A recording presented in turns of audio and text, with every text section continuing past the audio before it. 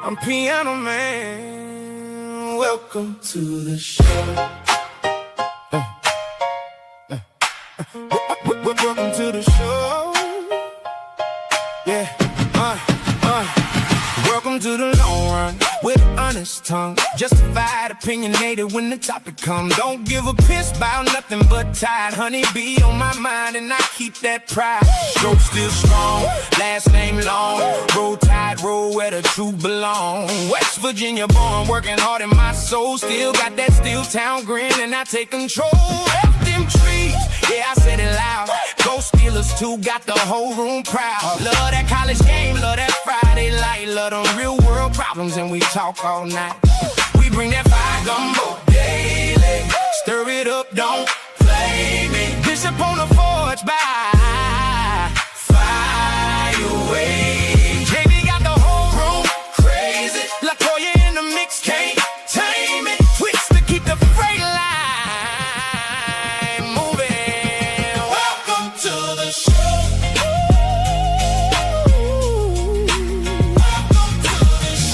Piano Man. Welcome to the show. Welcome to the show. Hey, what's up? What up? I'm here, I'm back. Just like I told you I was going to show up. Welcome to part 2 of Talk Back Tuesday. Hey, with Piano Man. Now, y'all know how I do it. Hey, y'all know what the business is. Quit playing and act like you know it's still Taco Tuesday. And guess what? You still get your tacos taken playing with me. I'm gonna tell you. So y'all know how I do it. I don't do stuff. I do certain things. But when it comes down to this show, hey, you know I got to bring the man up himself. Here we go.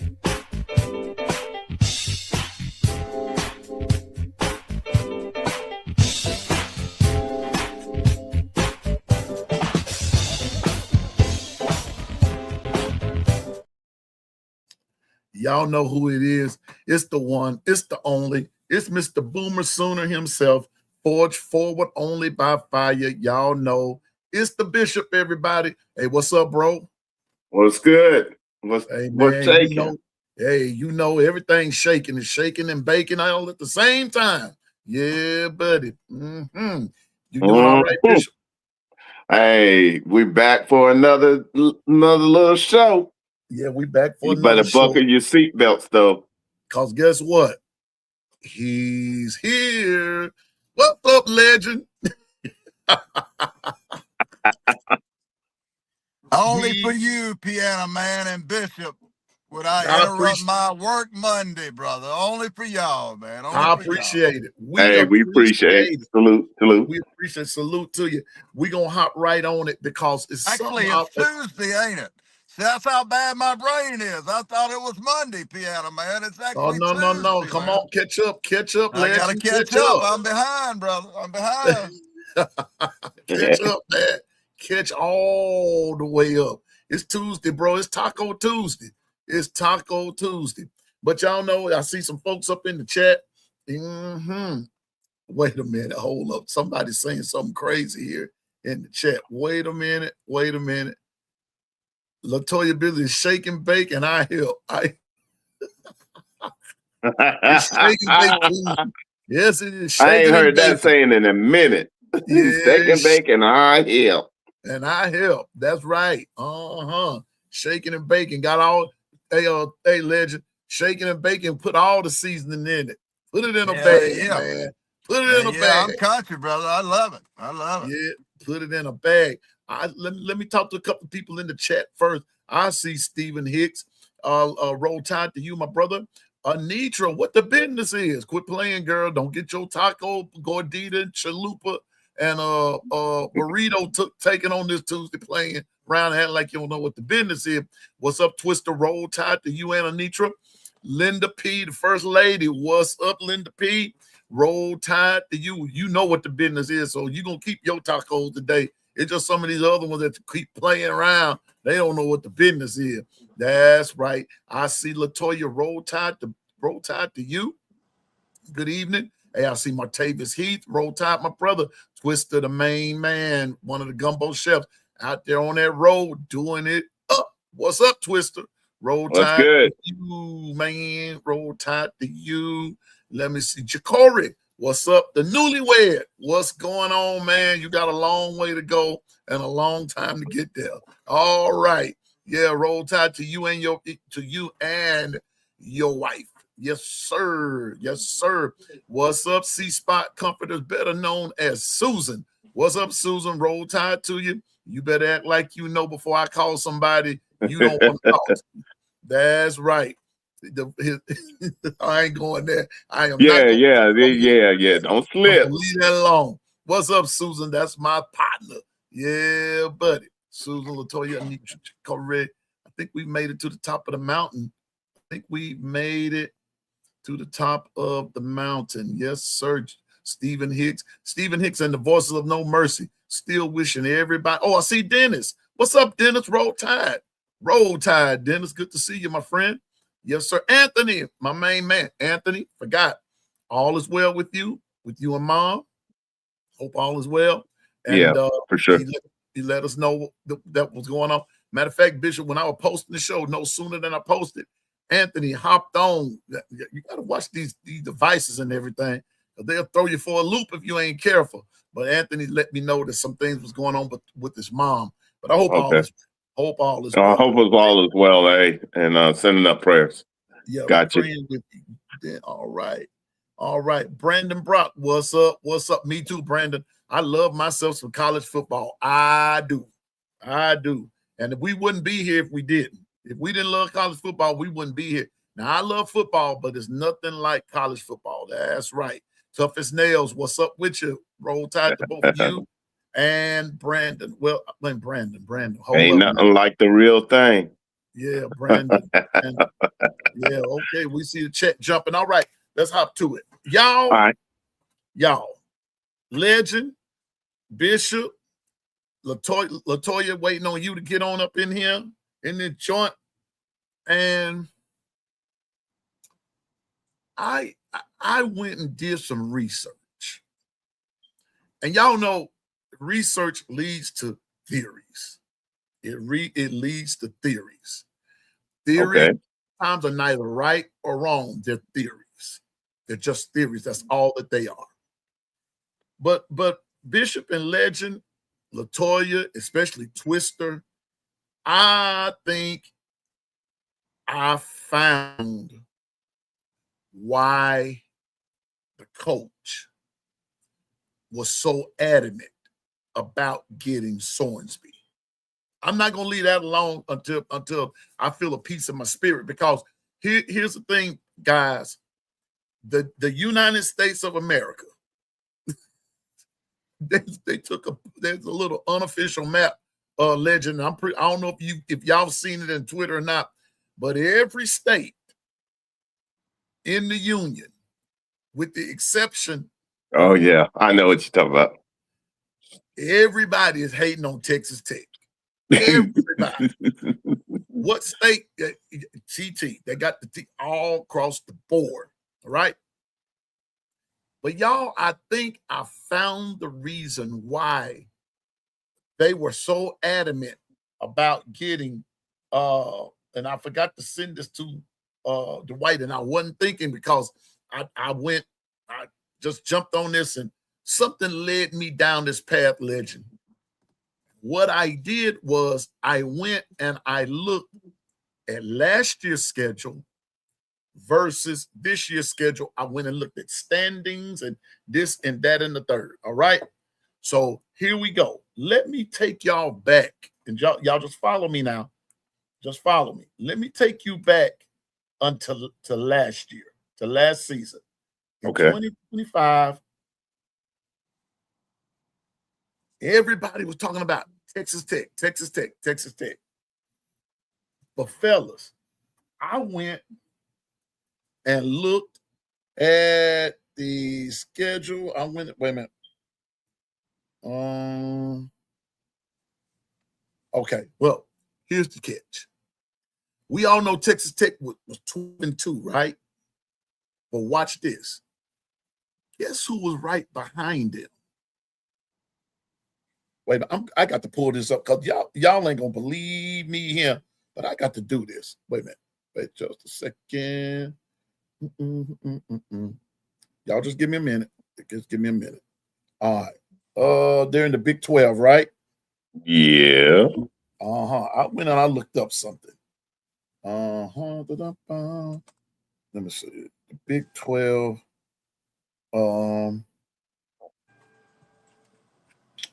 I'm going to do it this way. Hold on. I saw something just a few minutes ago, well, really earlier today. Big 12 2025 standing. There we go. I need y'all. Here we go. Now, Bishop, Legend, y'all check this out. Texas Tech, in their conference, they finished 8-1. They finished 12-2 overall. Gotcha. Right behind them was BYU at 8-1 and an overall 12-2.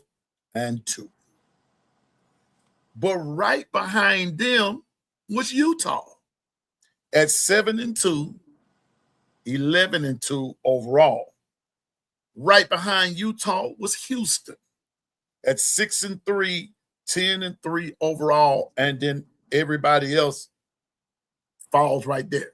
Your top four: Texas, BYU, Utah, Houston, all had double-digit wins, and they were all right there behind each other, right? But when you go now, I'm going to have to go back. But when you go and you look at the Texas Tech schedule, roster, let me look at the schedule. That's what I want. Here we are. Y'all tell me why this dude is so important. Listen to this. Their first game is September the 5th. They're playing Abilene Christian. Their second game, they're playing Oregon State. Their third game, they're playing Houston. Fourth game, they're playing Sam Houston. Fifth game, they're playing Colorado. Sixth game, they're playing Arizona State. Then they're playing Cincinnati.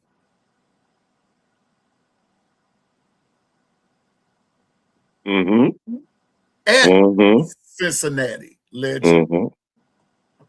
At Cincinnati. We're following you. Okay, you follow me?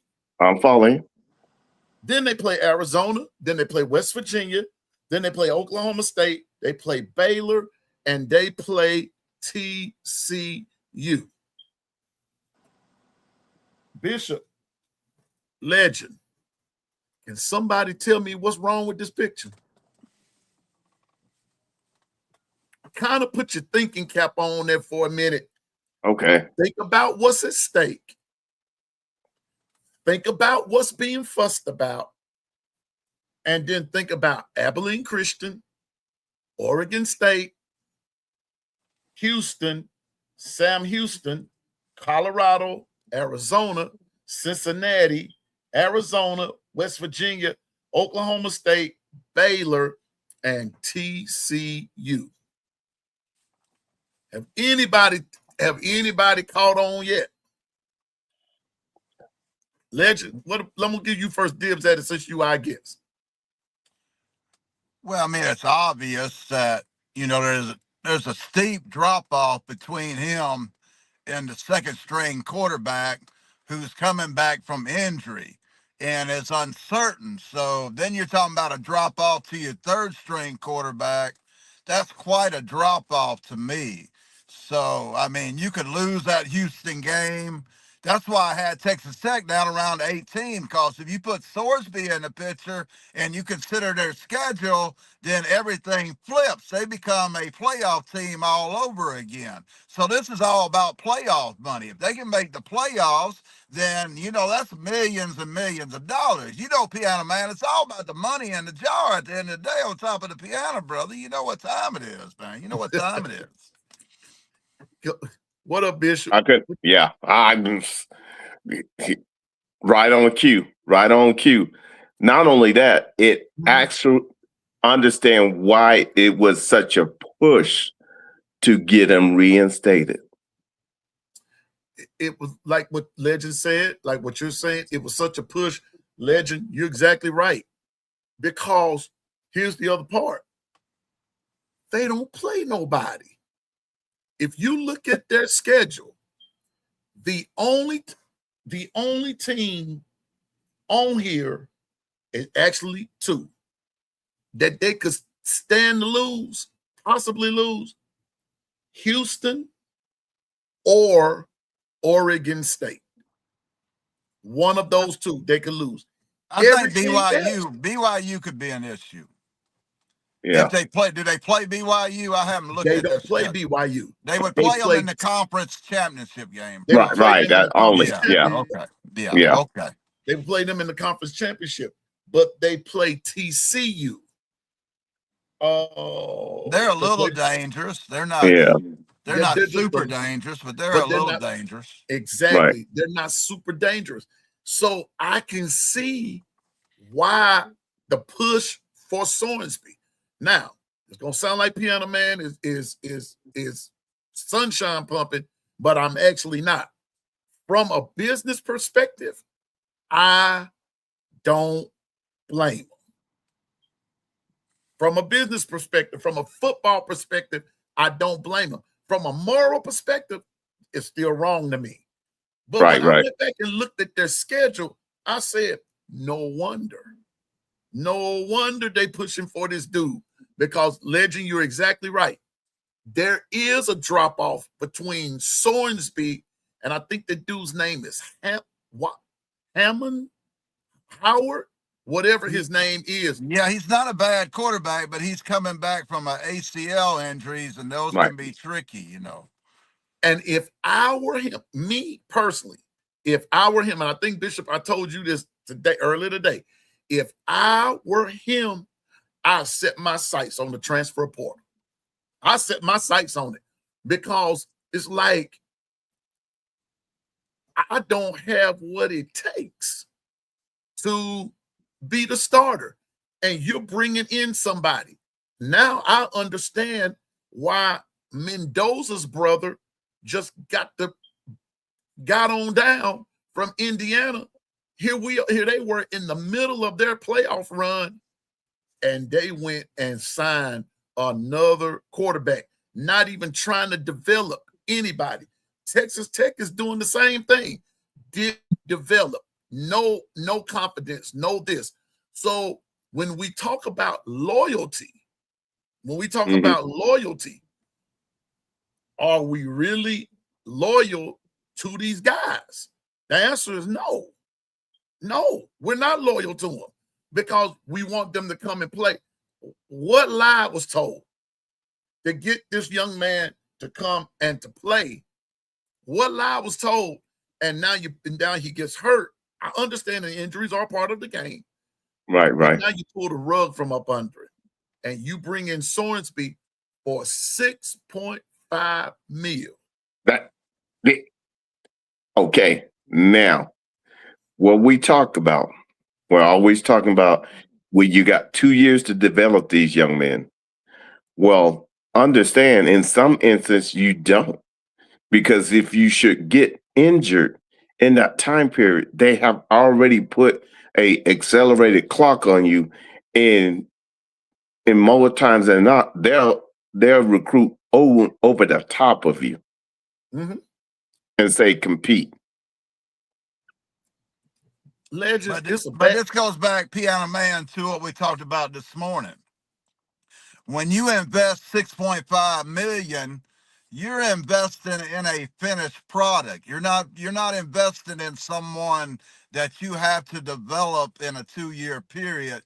You're investing in a Reggie Jackson to the New York Yankees type player to come in and make an immediate impact and help you win this year. Therein lies the difference right there.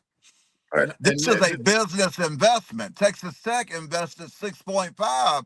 I figured they can't get that money back regardless of the gambling aspect. They're not going to be able to recoup that money. The only way they can recoup it is the same way my daddy used to say, the only way you can get your money back out of a vehicle, son, is to ride it out. That's the only way you get your money back out of a vehicle. And when it comes to these players, man, they're commodities to these guys, man. These guys are free agents. Go get a quarterback, invest in them. You need them right then. That's a big loss, 6.5, even for Cody Campbell and all his billions. That's a big loss. And so I'm just here when I went, I looked at the schedule. I looked at how it was last year, how close they are now, even though they still don't measure up with the SEC. I'm sorry, they don't. But in their eyesight, their schedule is just as important as an Alabama schedule, because that's their school and that's how they're supposed to feel. And I don't blame them for that. But when I sit back and I look at the fact that here you are, Texas Tech, you're playing Abilene Christian. Now let's factor in all that's going on. I wonder how Abilene Christian is going to approach the game. And now with all of this happening now, you got Abilene Christian, Oregon State, Houston, all the way down to TCU. Bishop, how does an opponent with this hanging over this one player's head, who's bringing this whole cloud over the whole, not just the team, but the whole university, how do you approach? If you all were coaches, and y'all know you had to play Texas Tech, I want to hear from both of y'all. How would y'all approach playing them? Well, let's just be real honest. Right now, everybody is second guessing that has them on their schedule. Because understand, what we just was in prelude to is that all of a sudden they have let something that has been always taboo and been straight up and down. If you gamble, you're out. Now, all of a sudden, that's not the case. All of a sudden, this puts the Big 12 and all of their opponents, they are right now really evaluating would be the best term, if they really going to play this game, because some of them are serious. If it doesn't get turned around, they're really thinking about boycotting that game. What says you? Legend? I say Abilene Christian is going to take them $1 million and run to the bank and say, thank you, Texas Tech. That's what I think, brother. It goes back to the money. You know what that Georgia AD talking about? He wouldn't play them. They ain't on his schedule. That's why he's talking about he wouldn't play them. And Piano, man, you bring up a great point. I go back to the schedule. Sarkisian at Texas said last week, there's a team in the Big 12 that our second and third string could go undefeated against their schedule. And he was talking about Texas Tech. And, of course, that created the controversy of Texas Tech wanting to challenge Texas and all that bull crap that went on last week. So, I mean, you on to something, and Sarkisian from Texas agrees with you. I heard him say that last week, that his third string could go undefeated against one of those Big 12 schools. Who he's talking about was, of course, the Texas Tech schedule. Wow. Y'all, it's the one, it's the only, it's Lady Latoya. What the business is, Lady Latoya? What it do? What the business is? Word on the street. He know how to handle here. Ooh. Better listen to him. Salute, Bishop. Well, Hi, Legend. Salute. Yeah. How you doing, Legend? Good. How are you? I'm doing just fine. Welcome to the show. Awesome. Thank you. Yeah. Well, Lady Latoya, you hear what we talking about? You know, what we got? What you think? My thing is, if I was thinking about like a lot of teams were saying boycott them or whatever, but if they do that, won't they mess up like their TV rights for all the games that's going to be on Yep. TV? It'll be a big old mess. It'll be more than just going against. See, they messing up the integrity of the whole game because Mm-hmm. because like it's spiraling out of control. Because I understand the teams that want to boycott, but y'all got obligations. Then you got TV contracts and things like that that you can't do that, but that's all the more reason. Well, the NCAA did their job, but we got to put something in place where once the NCAA make a ruling, you can't go get a judge to overturn it, especially not a judge in your state. That's probably an alumni or some kin to alumni from that school. You see what I'm saying? Like this Uh-huh. setting the wrong precedent for college football. This is really this is spiraling out of control. Speaking of that, I want y'all to hear something. Let me see this. Justice on the Seventh Court of Appeals in Texas. Guess where they graduated from? Texas Tech. Hey, See what I'm saying? Hold on. Don't nobody want to recuse themselves. Don't nobody say, you know what? The look of this, if we were to grant this stay, yeah. can you imagine what this is going to look like? So nobody thought anything. Nobody say, you know what? Ocho Joe, I'm just going to recuse myself. Mm-hmm. The man admitted that he betted on games in which he was a member of the team when he was on that team. And he said, I wagered at least 95.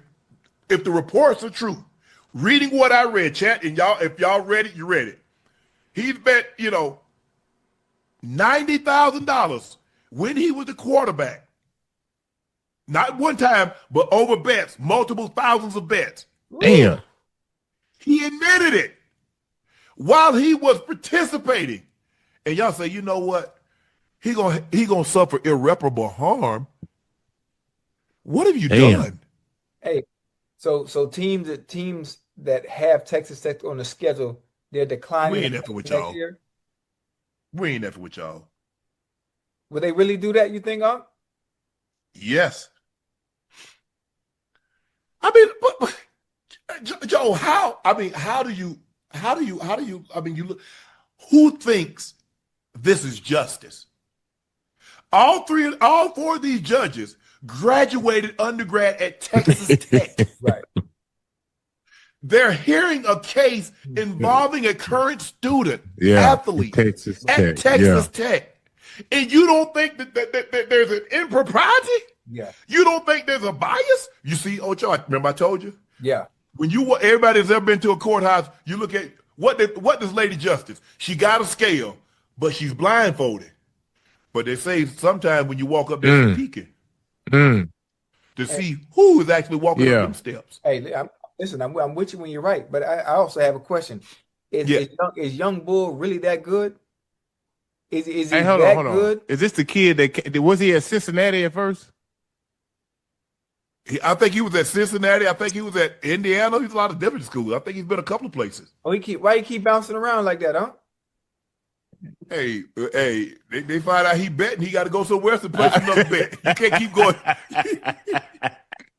Hey, Chad, is he good, Chad? They probably, he probably can make a nice little piece of change in college, by staying in college. Yeah, for sure. Yeah. For sure, Yeah. absolutely. Yeah, but for them to that's grant what him you- to that's be what able you to play see. after he admitted to that, yeah, man. Yeah. That's foul, bro. But in a situation like that, he throws a pick and they lose the game, a close game. How do you convince the people in the stands? How do you convince the people that's watching Right. that he didn't do that on purpose? See, How long y'all been saying? once I cast doubt, I've got to believe what I see him is on the up and up, Ocho, Right. Joe. I got to believe what I'm seeing is on the up and up.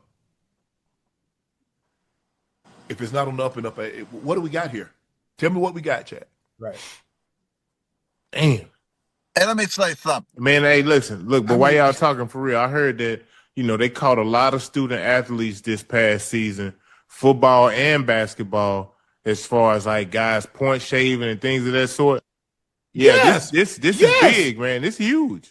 Like these people ain't been. Hey, there's been some cats out here throwing games, man. Hey, they try. Hey, Joe, I don't understand. Why they doing it? You already making good money, and you trying to double up on your money. I mean, for what? I could It's not even worth it. You know what, Ocho? I don't know what an individual situation is, so I don't want to say. But me, I mean to like know my teammates and to know the type of work that we put in, and to go out there and deliberately drop a pass or deliberately go out there and do something that could. Bro, that ain't gonna rest. That ain't gonna sleep well with. That ain't gonna. With me. As hard as I worked in college, bro. As hard as I know my teammates work, boy, we gonna jump your ass. We find out you throw. We gonna whoop your ass. I'm serious. Boy, we work too hard for that. Man, running us to death enough. Man, please. What? Wow. Oh, the Lubbock Bar Association, Texas Bar Association. He's talking about he gonna suffer irreparable harm. He should. Yeah. He should. You got they've got without consequences. What lessons can be learned, Ocho? None. None at all. PP. There you have it, folks. There you go. There you have it. Let's just say that, boy, they're in a pickle. They sit in a pickle. Stephen Hicks said it yesterday. It was biased. Everybody that sat on it, everybody that sat on that bench, Stephen, according to what we just heard, they were all Texas Tech. And nobody recused themselves. Nobody, Bishop. Nobody.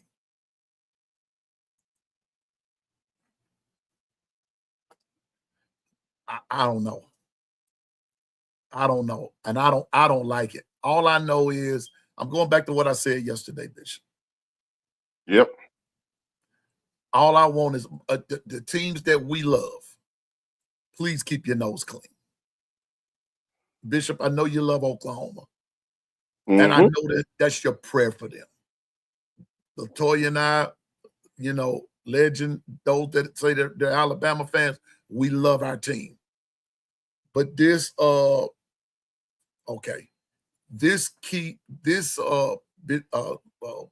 was just texting me, let me know the feed keeps going out on his phone. But okay, Bishop, Lady LaToya, chat. If you love your team, this would be a time that if you ever, and I'm being serious when I say this, I know God don't have nothing to do with football and sports or anything of that nature. We do that of our own accord and the ability that he gives us to play the game or whatever it is that we're playing. But here's the catch. If there was ever a time that I think that we actually needed to pray and ask that our players be protected, that our players do what's right, now is the time. Because, Bishop, something that you and Anthony said, and I be meandering around different chats, different fan bases, and this, that, and the third. You all both said yesterday about Pandora's box. And trust me, you two are not the only one saying that. Facts. I'm telling both you and Anthony that right now, that other fan bases and everybody is saying, Lady LaToya, the same thing.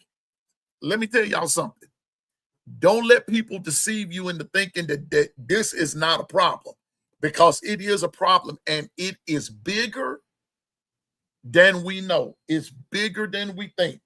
Every time an ESPN jingle comes up, Everybody looking at their phones to see what's going to happen next. Because we don't know what to expect. And you heard what Shannon and them said, is they're going to be throwing games. And it makes you look at your own team some kind of way. I don't know about y'all, but because I've been saying no two players get the same deal when it comes to NIL, when it comes to transfer portal, and this, that, and the third. No two players get it alike. So you don't know what's on the mind of another player. That's all I'm saying, Bishop. That's all I'm saying. Yeah. Let me understand when I was speaking, it's because they haven't pulled all the loose strings that is connected to it. Not only that, how will other universities perceive them when they try to play them?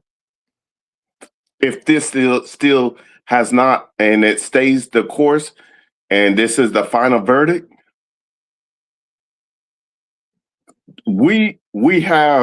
they'll be playing them, but there'll always be something in that university's concern that they allowed somebody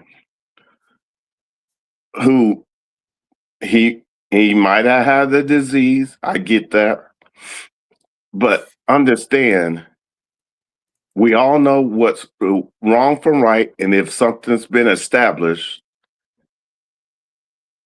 as the rules and it's broken, I understand if you know that he brought it to them himself.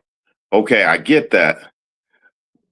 But still, the precedent of what you just did by doing an injunction so he can play this year, it's a major hit to the NCAA, because now all of a sudden you have damaged the integrity of the shield. Man. No, Bishop, not really, because the NCAA did their job. They did exactly what we expected them to do, which was to rule him ineligible. You got That's what I'm trying to figure out, how you can go if the NCAA is its own entity and they rule something, how you can get a judge to overrule something. That's like one of the clearest rules, no gambling. Like, it ain't something that's like a gray area, or you see what I'm saying? This is black and white. No gambling, no betting. But check, see, this goes back to way back in the day. This is where, when they were bullying, the NCAA was bullying people. And now that they have been pulled on the carpet, when the Supreme Court ruled that they have to allow for name, image, and likeness, that they have made hundreds of billions on these young ladies and men's backs. All of a sudden, what that did is set precedent that, okay, in certain instances, we kept seeing that if you brought a lawsuit against them, no matter the best intention of said NCAA, they were losing. And what it shows you, yeah, they're toothless. But why are they toothless? They made a choice to not take the bull by the horn and put an NIL out there that had parameters. They threw something so vague out there, and when it became adolescent, they couldn't handle it. And so it's coming home to roost. Ain't no fun when the rabbit has the gun. Right. Because these coaches turn NIL into pay for play. That's what happened. Because, like you said, there weren't no rules and parameters in the beginning. There you go. So it was so vague. Each week we were running into something, and then next thing we are here, through the grapevine a loophole, and they kept moving. I'm telling you, it is crazy, and I hate to keep harping on it, but it's just something about this whole deal, Bishop and Lady Latoya, that just won't let me rest. It's something about it that just won't let me rest. And Bishop, I'm going back to what you and Anthony said about that opening up Pandora's box. And I'm telling you, you all don't know how much. I imagine you do know, but if you were able to just look and see what other fan bases and schools, and especially athletic directors, what they are literally saying, it's bad, and nobody wants to play them. Nobody, no, if you're not on the schedule to play them, right. Bishop, Lady Latoya, they're not even gonna consider them for future, even after Sonsby is gone. They don't even want to consider them for the future because of this. It's a sad day. And now you got guys like Shannon Sharp and Chad Ocho, Ocho and all those guys. Mm-hmm. When you got guys like that speaking out against it, and these guys are at the top of the game, you already know that they've reached back with some of their alumni, and they've had talks with whomever, wherever they went to school. You see what I'm saying? Yeah. They've had talks, and it's a lot of talking that's going on. And I find it strange that Texas Tech is playing Cincinnati in Cincinnati, and Sonsby is starting QB. Now, where's governor when you need him? Now, you talk about must-see TV. Lady Latoya, I blame Texas.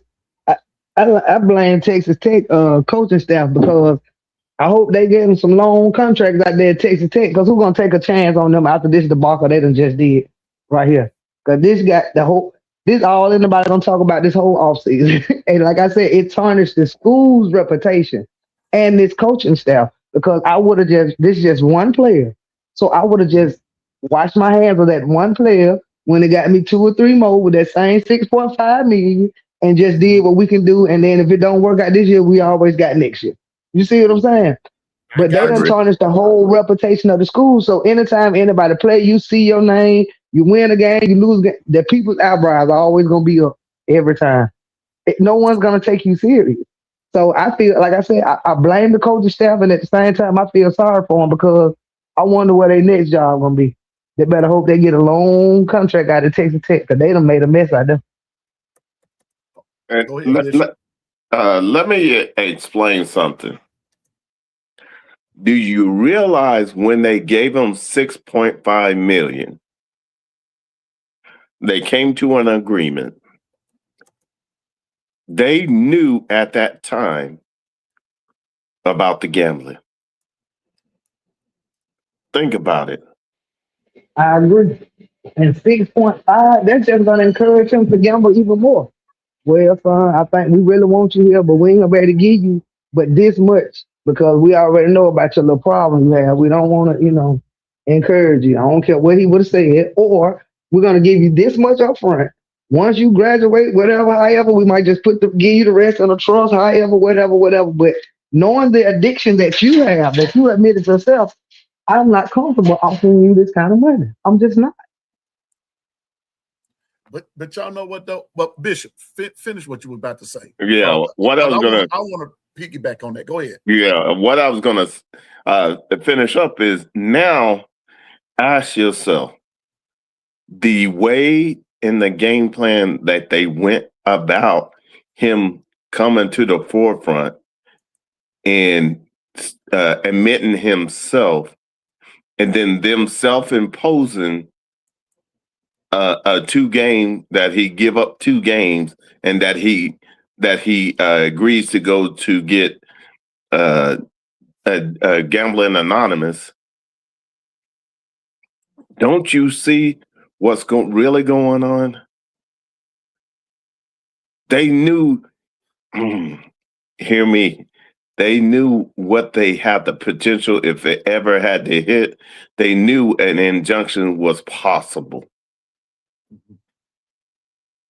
So in lieu, they challenged the actual rule of the NCAA. And for the first time, we have seen where the truth has been sought. The NCAA is just a hull of themselves due to their own doing. I'm going to say this, and I had Stephen to repeat something that he said because it's so far back up in the chat. He said that judge was from Texas. It was straight up bias and corruption. And I'm going to say this. If I'm to blame anybody, I'm blaming these judges. I'm not blaming Texas A&M. I'm not blaming Texas Tech. I'm not blaming. The only thing I'm blaming Soares before is for gambling in the first place. He broke a rule. He broke a rule. But when a judge, and so Lady LaToya, I got to give you a 10 on that one. The NCAA, with their toothless self, did what they were supposed to do. They did what they were supposed to do. In this instance, you can't blame them. In the instance of it, or as far as them doing what they were supposed to do, doing what was right by saying, "Hey, look, you got to go. We can't allow you to play." Only to turn around and the government, LaToya, of all people, who always harp on right and wrong, wrong and right, who always harp on do what's right. We're going to be unbiased. We're not being biased. Justice is blind. The government of all people. Now you're saying, let him play. Now, Bishop, I'm almost afraid to say what I'm about to say. Say it anyway. But I am. Please, I don't want anybody to give me this line about this is what forgiveness looks like. Because now what you're doing, I'm with Christian Miller now. Shout out to Christian Miller and the Miller's Edge. To me, you just made a mockery of the integrity of the game. What little integrity that the game of college football had left, these judges, not Texas Tech, but these judges destroyed what integrity was left. And I don't think anybody is paying attention. In order for the current legislation that's trying to be pushed in the government, if they don't now solidify this next component of adding the gambling part, is not going anywhere. So you got to understand everything falls in order, and right now, what this does is now add more to the plate of really trying to amend for NCAA. They can't do it. I'm telling you, right now, it's hemorrhaging And they're trying to stick band-aids where they need stitches. Bishop, they trying to stick Band-Aid where they need surgery. Facts. They need surgery. Because whoever put up in there in the chat talking about, and this is no slight to anybody that has ever suffered with cancer or know someone who has suffered with it. We're not making fun of anybody, but we're just using it as an analogy because this is a cancer that needs to be stopped. Because I'm with you again, Bishop, and if those who want to come later on in the Discord and talk about it, we can. But let me tell you something. Pandora's box has not just only been opened, but Pandora's box has been destroyed. And what B Sharp said this morning, now you cannot put the toothpaste back in the tube. Yeah. It's over. But see, that's why I explained to everybody, you have to pay attention how everything falls. Because now when you look at the timeline, now you're seeing why it was such a rush in these for them to go to that committee and the government, because they knew something was coming down the pipe. And now with this here ruling from that judges over there, you have now sped up the timeline to where they're going to have to make some decisions, and truly, if they're going to get that piece of legislation through, watch, there's going to be more stuff added to it. So there's going to be more time. And by the time they really can get something done, we'll be done with the next season. So you have to understand everything happens. Excuse me, Bishop. Go ahead. February of 2027. Proceed. Yeah. Right. Facts. So,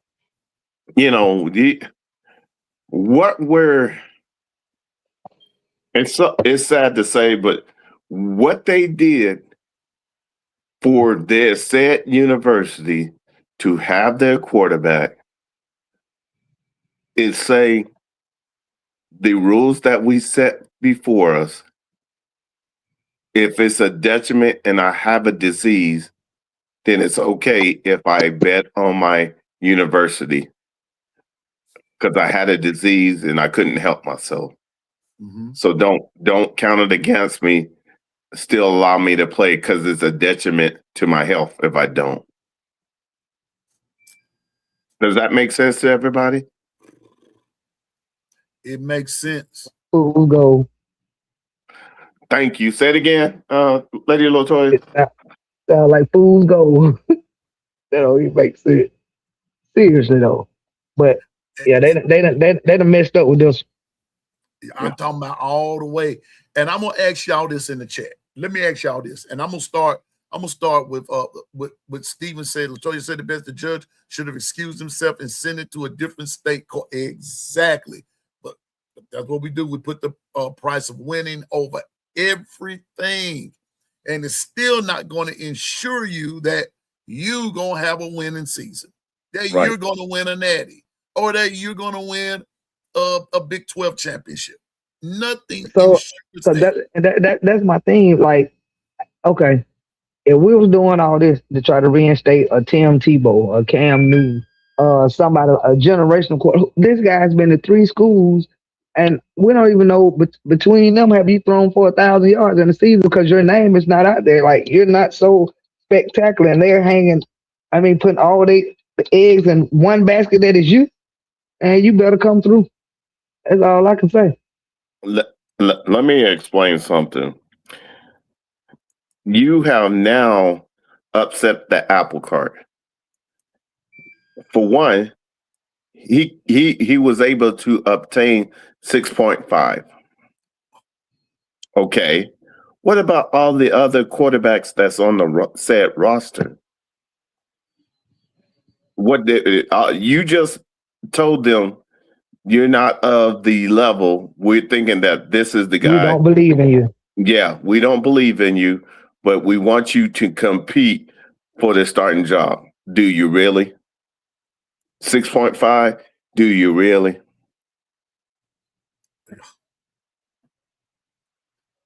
and they say Alabama got problems. Really? They wish. They wish that this was Alabama's problem. Our problem, we got 2 damn good quarterbacks and don't know which one to play. That's the kind of problem Alabama got. That we ain't Hey, got I'll take that any day over this one. What you say? Can I tell you something? No, later, Latoya. Texas Tech is wishing that that's what they had a problem. Exactly. Texas Tech exactly. at 5:55 p.m. is somewhere wishing that that's all the problems that they had, because this is what I was going to ask. And chat, you can feel free, Bishop, Lady Latoya, feel free to put it or say something about it once I ask the question. Okay. Won't it make you think or feel some type of way if your team in this climate loses a game that they should have won? Exactly. So basically, they do damn that they don't. Because if you win a championship, people gonna side eye you and say, "Well, you had to make sure your little gambling quarterback was eligible just for you to be able to do that." Or, like you said, if they lose a game that they shouldn't lose, you're gonna say he threw the game, because that's what he does. He's a gambler. Like I said, it tarnished the reputation of the university.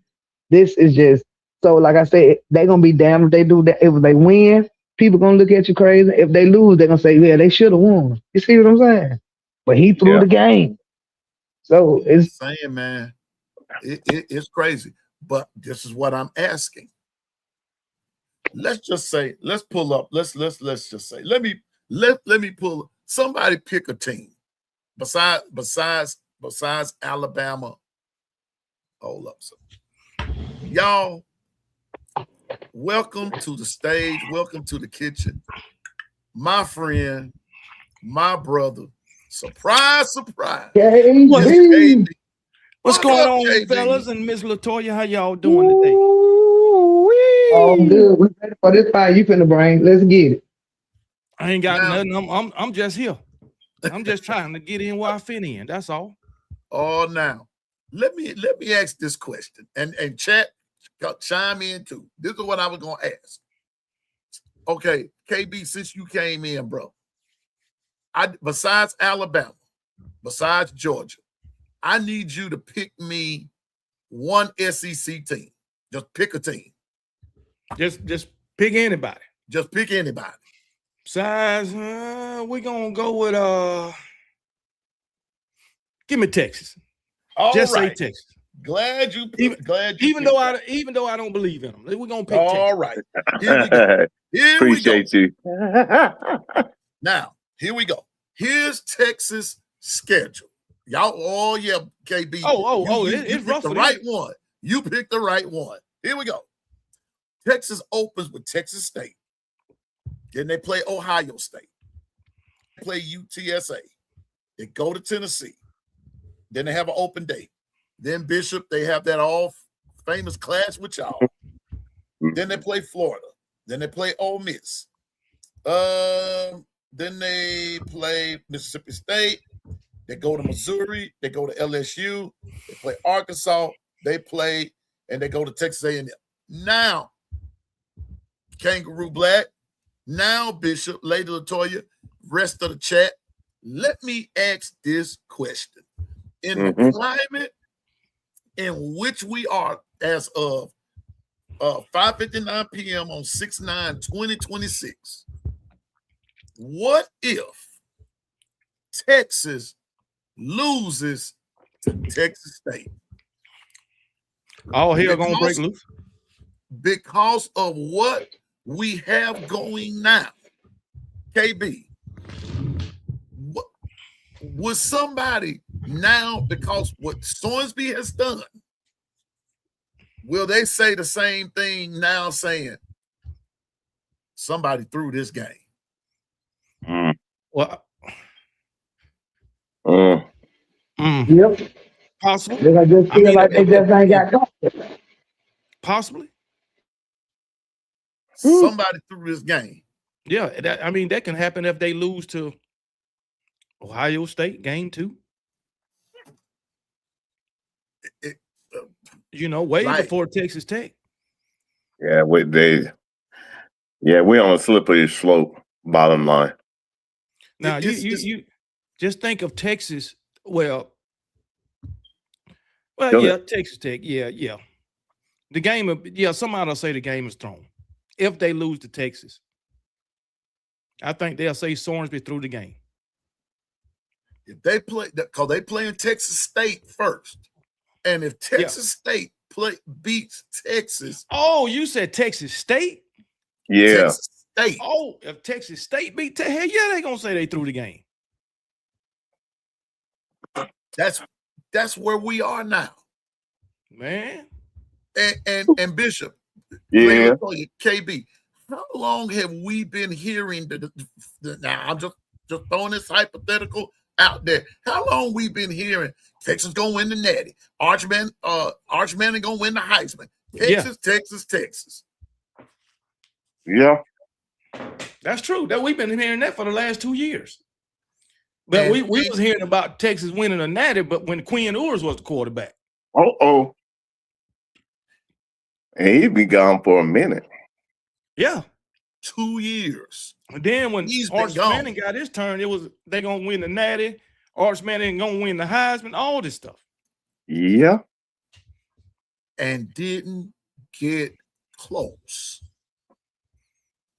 Now you got all this foolishness going on. Like I said, I ain't trying to be no conspiracy theorist or nothing of that nature. But all I'm saying is that at some point or another, somebody gonna try to say that if they lose a particular game, the game was thrown. Just like they'll say, I'll give you a good for instance. Now I'm gonna bring Bama in the picture. Let Bama fool around and beat Georgia again. And watch the conspiracy theories come out that somebody threw the game. Hey, I got a question. Talking about Bama and Sorensby. Okay. Let's say it was Keelan Russell betting on games last season. Let's say, would Alabama fans feel the same way that they feel about Sorensby right now? Would they be saying the same thing? I'm just asking. You know what? Yeah. I think they'll say the same thing too. Yeah. At least me, being that he's got more time, sit out a year or something like that. But to just take it to court and say, hey, he can play. That's crazy. But even though Sorensby, I think he got a 2-game suspension. Yeah. Against Abilene Christian. Yeah, Abilene Christian. And Oregon State. State. So, but I'm just asking the question if it was somebody like Keelan Russell that played for Alabama.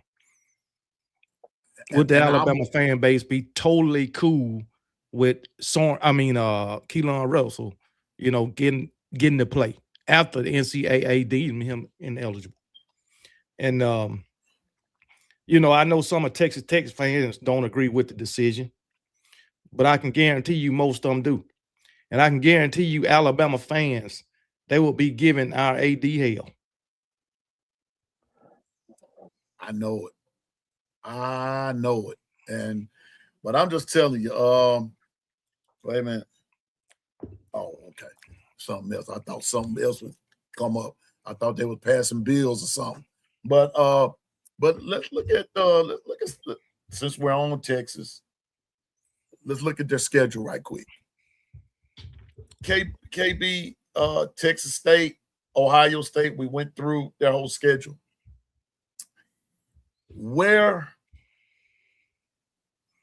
Let's talk slip up. Oh, I can see several. Let's talk slip up. Where your first one? Let me get the Texas schedule. Okay. You want me to just say who the first loss? Win? Where do you see? And you say you see several slip ups. Okay. Where do you see them? Ohio State. Okay, I do too. Oklahoma. Okay, I can see that too. Possibly Ole Miss. That's impossible for me. Right. Possible LSU. Ooh. Texas okay. A&M. Dang. So that's what I see. Right. I think they'll beat Tennessee, and I think they'll beat Florida and Missouri and Arkansas. But the ones I named, I think it's a possible loss, but I'm going for sure loss against Ohio State and Oklahoma. So I'm going for sure losses. Okay, for sure. Bishop, what sayeth thou? Hey, whew. I agree with KB there. It's predicated on how well their O line, because they're placing the entire O line.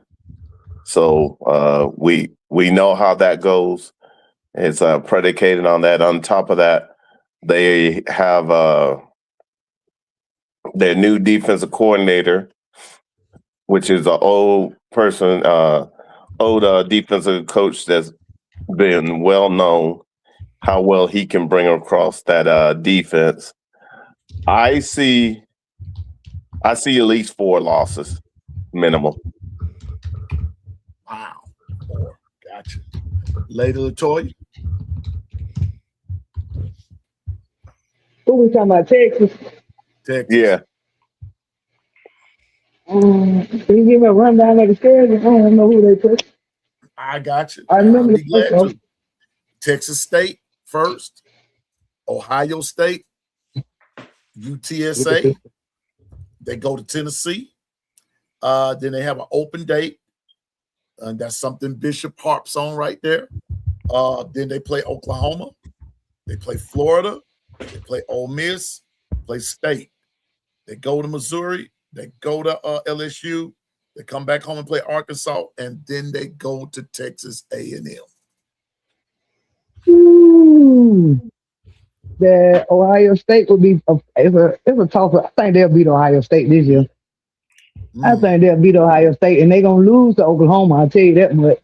They're gonna lose to Oklahoma, and the Texas A&M game. I think that'll be a 50-50 game. Okay. Yeah. What you say, Pete? Well, 2 in a possible. There you go. We're playing spades now. 2 in a possible. 2 in a possible. Me personally, I'm still believing Ohio State goes to Texas and beats them again. I don't think they're going to have an answer for Jeremiah Smith. In Texas? And you do know Ohio State will have someone on the opposite side of Jeremiah Smith. That's what's going to be the equalizer right there. They're probably going to have a strong running game. Going back to something Bishop said, as far as Texas goes, their O-line is going to be their X factor. I'm calling it now on June 9. The O-line for Texas will be the X factor. If they might be in the same shape as Alabama, trying to gel and get things going, and seeing in week 2, you're playing Ohio State. Well, you better have your stuff together before you play them, because Ohio State ain't gonna come in and play with you. I wonder if that Tennessee game gonna be a night game, because I don't think Texas ever played in Neyland Stadium. Right, they have not, and 9 times out of 10, it's a night game. Yeah, that's gonna be another toss-up. Now, this is the part that Bishop did not hone on, but I will. It's that October 3rd open date. Why am I harping on it? Because the next 8 weeks, you got to play. Yep. You got to play. There's no time off. There's no interruptions. You've got to play. So, which leads me to the point that you got Oklahoma. I think that's where they'll get their second loss right there. Then, because Oklahoma's going to be more settled this year. Oklahoma's going to be more gelled this year than they were last year. I think Mateer will have matured a lot. That game, I think is going to be where Texas is going to find out that this is not the same Oklahoma team from last year. Yeah, I am. Say what now? Go Say ahead. that again, Lady Latoya. Oh, I'm sorry. I'm talking to somebody else. I'm sorry. Okay. Florida, Ole Miss. We'll see. But LSU, depending on how Sam Levitt is, Arkansas, they should beat them. Texas A&M, they're playing them on the road. They better jump them early. If they don't, that'll be 3 losses for Texas. That's how I see it. Right. That'd be 3 losses. And guess what? They'll miss the SEC championship again. Well, let me add a caveat. Remember, you said they got to play 8. Understand, if any injuries should occur, you put that even in deeper jeopardy because you have no second bye week. Mm-hmm. You have to truly run the gauntlet. And it's not like there's any team that says for sure win. You're going to have, everybody wants that pound of flesh, and they're worthy of getting that pound of flesh if you don't play your A game. So with that said, you can't afford any slip-ups. Across the Southeastern Conference, no slip-ups. So that's why we're always saying it's no fair comparison when it comes to scheduling.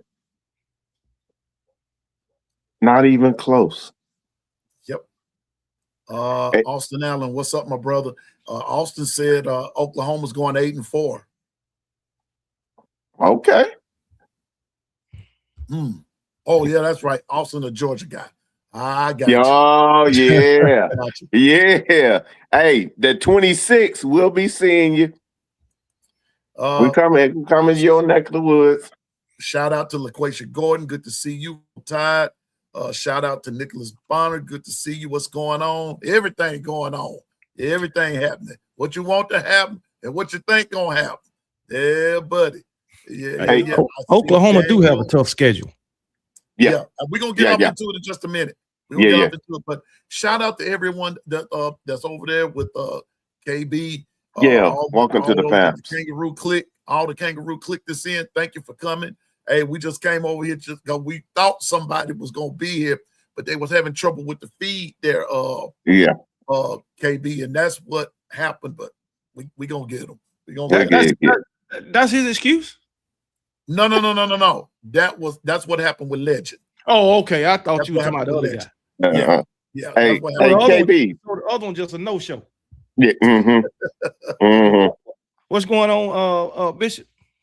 Hey, let me ask you. Okay. Now we're growing closer. We done got past 90 days until we start to bring our young men back ready to play this game that we love. The way that Sankey made that decision to go to 9 was coerced into doing the 9 games. Did you see that as a positive or negative for the Southeastern Conference? I mean, it can go both ways. Okay. Negative. There's a chance to you just getting beat up more during the regular season. Okay. I just think it's too much on any one team. You know, I think it's too much on all the SEC teams, but I'd say any one team. Right. I think it's negative in that way. As far as a positive, it's good. It's good competition. It's good for the fans as far as positive. Right. But in my opinion, I don't like it because it's just too much, especially if you got an SEC team playing 14, 15, 16 games. Because when most of the teams in the playoff, you playing the best of the best, no matter what conference. And in the SEC, you already playing 9 games. Thanks. Thank you. In the toughest conference there is, it can be an argument between the Big Ten and the SEC, but I'm gonna pick the SEC. You already playing 9 games within the SEC, and then if you say you make it to the say the national championship game, that's what, 4 playoff games plus the SEC championship, right? Yeah. So Yep. that's 14 games against the best of the best, getting beat up week in and week out. So that's just my opinion on it. I mean, Yeah. I wouldn't have fell into that trap. Just my opinion. So, Yes. but it is good for the fans. Oh yeah, yeah, I love the competition. If I had it my way, I think it would be Power 4 programs week in and week out. Other conferences, yeah, we'll play our 8 SEC games like it used to be. Play a Big 10 team, play a freaking Big 12 and an ACC team, and maybe just one like group of 5 or whatever. But it wouldn't matter to me if the whole schedule was Power 4. But I wouldn't want it all to be in the SEC or you know what I'm saying. Right. Okay, so I know y'all seen what they're saying. They taking away the cupcake weekend in the SEC, like the weekend before the Iron Bowl. So did they say that who they gonna replace those games with? Our so-called cupcake games with? Is it gonna be another Power 4 school? They're gonna try to throw another SEC school, or what are they gonna do? Because it seems like if you wanted to take the cupcake games away, you would have made that the 9th SEC game. You see what I'm saying? So they're gonna give us 9 SEC games, then take the cupcake game away. So what we replacing the cupcake game with? They took some cupcake games away. They add the Ohio States and those type of programs. Facts. Okay. So like we got Ohio State on our schedule, what, 29 and 30? Something like that. Something No, like it's that, or next year. 28 and 29. We got Notre Dame on our schedule. So I guess the other 2 non-conference game will be cupcake weekends. Anthony said the SEC has the most power of any conference. They weren't forced into doing anything. He's right. You know, you weren't forced. Your commissioner wants to act like he's the victim. No offense. Well, really, now that part I have to disagree with. He's not acting like he's the victim. He's more acting like he's the boss because he's trying to. He has another plan in mind. And he has another plan in mind, Anthony. So he's not playing victim. What we're saying is that when you go back, like I'll say it again, when you go back and look at the SEC last year, and this is what I hate to bring that dude's name up, but this is what Bama hater don't want to admit, that when the season first started, there were 11 SEC teams in the top 25, 11 of them. Bama played 9 of those 11 teams. Now, we know that Auburn and South Carolina fell off. We know that. We understand that. We got that part. But at one point, they were top 25. Miami, on the other hand, he keeps saying that they knocked off different, they knocked off that one. Yes, but Miami did not face the same caliber of teams in the regular season like Bama did. You can't even compare that. So, I hate to put it to you like this, but y'all schedule was cupcake basically all the way, with the exception of Notre Dame, But you lost to SMU and you lost to Louisville. I mean, it's easier this year. Yeah. The only ranked team last year was Notre Dame, right? The only ranked team this year was Notre Dame. But I don't think, the only ranked team last year wasn't Notre Dame, but their schedule still was a cupcake. They beat Notre Dame, but lost to SMU and Louisville. This year, you don't have SMU and Louisville. You only got Notre Dame. That's it. Now, if y'all can't maneuver that, then there's something wrong with Miami. something wrong. And all I'm saying is, when you sit back and look at the SEC, like I said, Bama played 9 teams that were ranked in the top 25. That's brutality. That brings something to me from the question you asked earlier. Looking at Miami's 2026 schedule, all right, Stanford, Florida A&M, Wake Forest, you got Central Michigan, Clemson, Florida State. So they lose with the talent that Miami have right now. They lose any of those games, Miami fans will be saying somebody threw the game. Yeah. What do you think? Yep. With this Sorensby situation, somebody. I'm about to say, Bishop KB.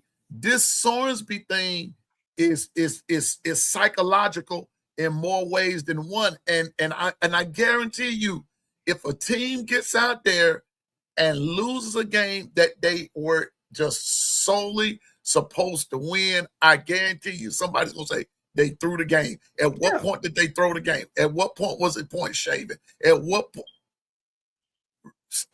was it Christian Miller said earlier today? You got the overs and the unders.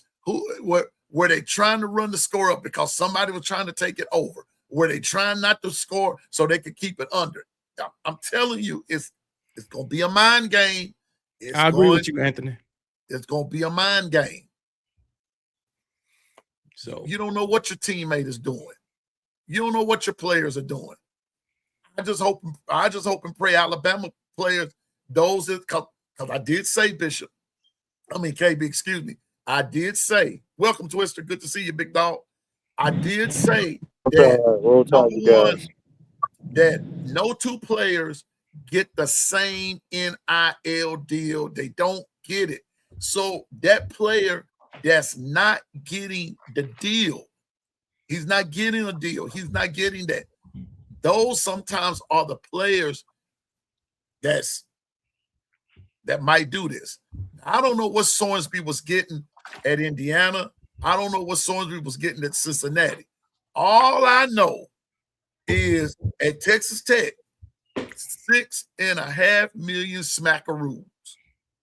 And what has he done for them to give him that type of money? KB, that's what I've been asking the last month. That's what has he done? He's not a Tim Tebow. He's not a Cam Newton. So why is he so special that you can just 6.5 million? Don't you know I would have washed my hands with Sorensby and got me 2 other quarterbacks with that money? But like I said, and developed them, just developed them. And the thing about it, this is third school. I mean, third school. They could have gave TJ Finley $500,000. He would have came and been on his 8th school. That's crazy. It's crazy. Well, let's look at another sketch. This man threw 2,800 yards and 27 touchdowns last year. At Cincinnati. And guess what? Left Cincinnati, going to Texas Tech, and Texas Tech is playing Cincinnati this year. In Cincinnati. So if they lose that game, you know it's gonna be hell to tell the captain, dog. Oh yeah. Oh yeah. I already said that game gonna be must-see TV. You know, they might take it. Them players might take it back to the old school and have a bounty, man. Say that again, KB. You heard me. Take it back to the old school and put a bounty on his ass. May I put this out there since you're gonna put it like that? For those of y'all that might remember Bounty Gate. Oh yes, I do. I do. Yes. And when the Saints got them Saints, that doggone and it was all on the defense. Yeah, you know that was with the Saints and them Hurricanes. Miami had a bounty thing with Jonathan Bill. And all them. Bounty Gate. But what if his own team bounty his ass? The O-line won't block for him. You see what I'm saying? Yeah. That can happen. You got to think about it, because because you letting all them down. You bring unwanted attention to the team, and like you said, we done worked so hard to get here just for you to tarnish everything. So you better hope his own team don't turn on his butt. There's motivated, dedicated. What's up? What's up? Got it. Okay, let's pick out another team. KB, do the honors. Just pick out a team. LSU. All right, glad you said it. Wait. Here we go. Here's their schedule. They open with Clemson. Then they play Louisiana Tech. They go to Ole Miss. Then they play Texas A&M. Then they play McNeese State. They go to Kentucky. Then they play Mississippi State. They go to Auburn. Then they have an open date on October 31. Then they play Alabama. Then they play Texas. Then they go to Tennessee. And they go to Arkansas. Twister, I'm going to start with you. Where's the slip up? I'm going to say that game you keep talking about all the time, that Ole Miss game. Mm-hmm. I'm going to say they're going to lose to Ole Miss, lose to Alabama. And what's the rest of them? Okay, I'll run back through it. They open with Clemson. They're playing Clemson in Baton Rouge. They open with Clemson. They go. They play Louisiana Tech.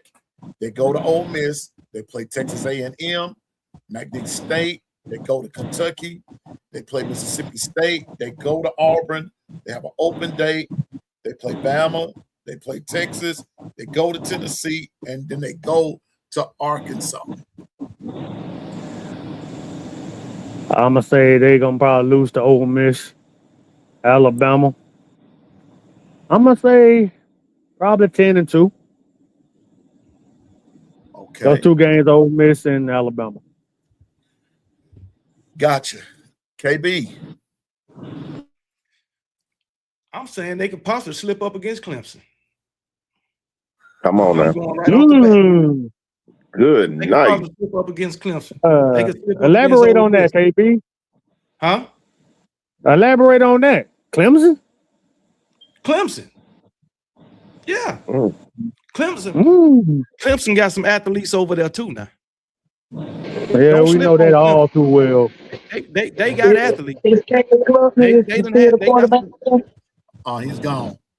Okay. They done had a couple of down years, 2 or 3 down years, but they got athletes. That's a fact. And they got athletes who can compete with the athletes at LSU. And you remember LSU basically built off the transfer portal. Yep. Clemson ain't. Yep. Those players been at Clemson. They've been developed over there. Yeah, that's true. So that boy don't like the transfer portal. That camaraderie that Clemson players gonna have, or that want to play for each other, like those players at Clemson who've been there for a while, who've been developed by Dabo Swinney and his staff. Mm. So I'm saying they could slip up against Clemson. Mm. That could be a possibility. They could slip up against Ole Miss, and you know how Ole Miss gonna come in there. So they playing in Oxford. Yep, they're playing at the Grove. They playing in That's Oxford. must see TV. Okay, man, revenge game too. They can slip up against Texas A&M. Yep. Let me keep moving. I ain't thought about that. Okay, keep going. Texas A&M and Arkansas. Alabama. Oh. Yeah, we said that. I said that. Texas. Oh, that's right. They playing Texas. Yeah, yep. they playing Texas. Okay. Then I still think they got 2 trap games. With Tennessee and Kentucky. KB, can I say something right there though? Go ahead. I'm gonna say this though. And it's a wonder nobody said. They play Tennessee in Neyland Stadium. Yep, they sure do. Yeah, they sure do. And it's They gonna play be cold Kentucky up there. in Lexington. It's gonna be cold them last 2 games now in November. And Kentucky kept them out the playoffs 2 years ago. But I'm gonna tell you the trap game for let me go to Bishop. Bishop, go ahead, give me I'm gonna give y'all my trap game later on. Go ahead, Bishop. Don't forget about Auburn and Auburn. Oh. Yeah, I'm giving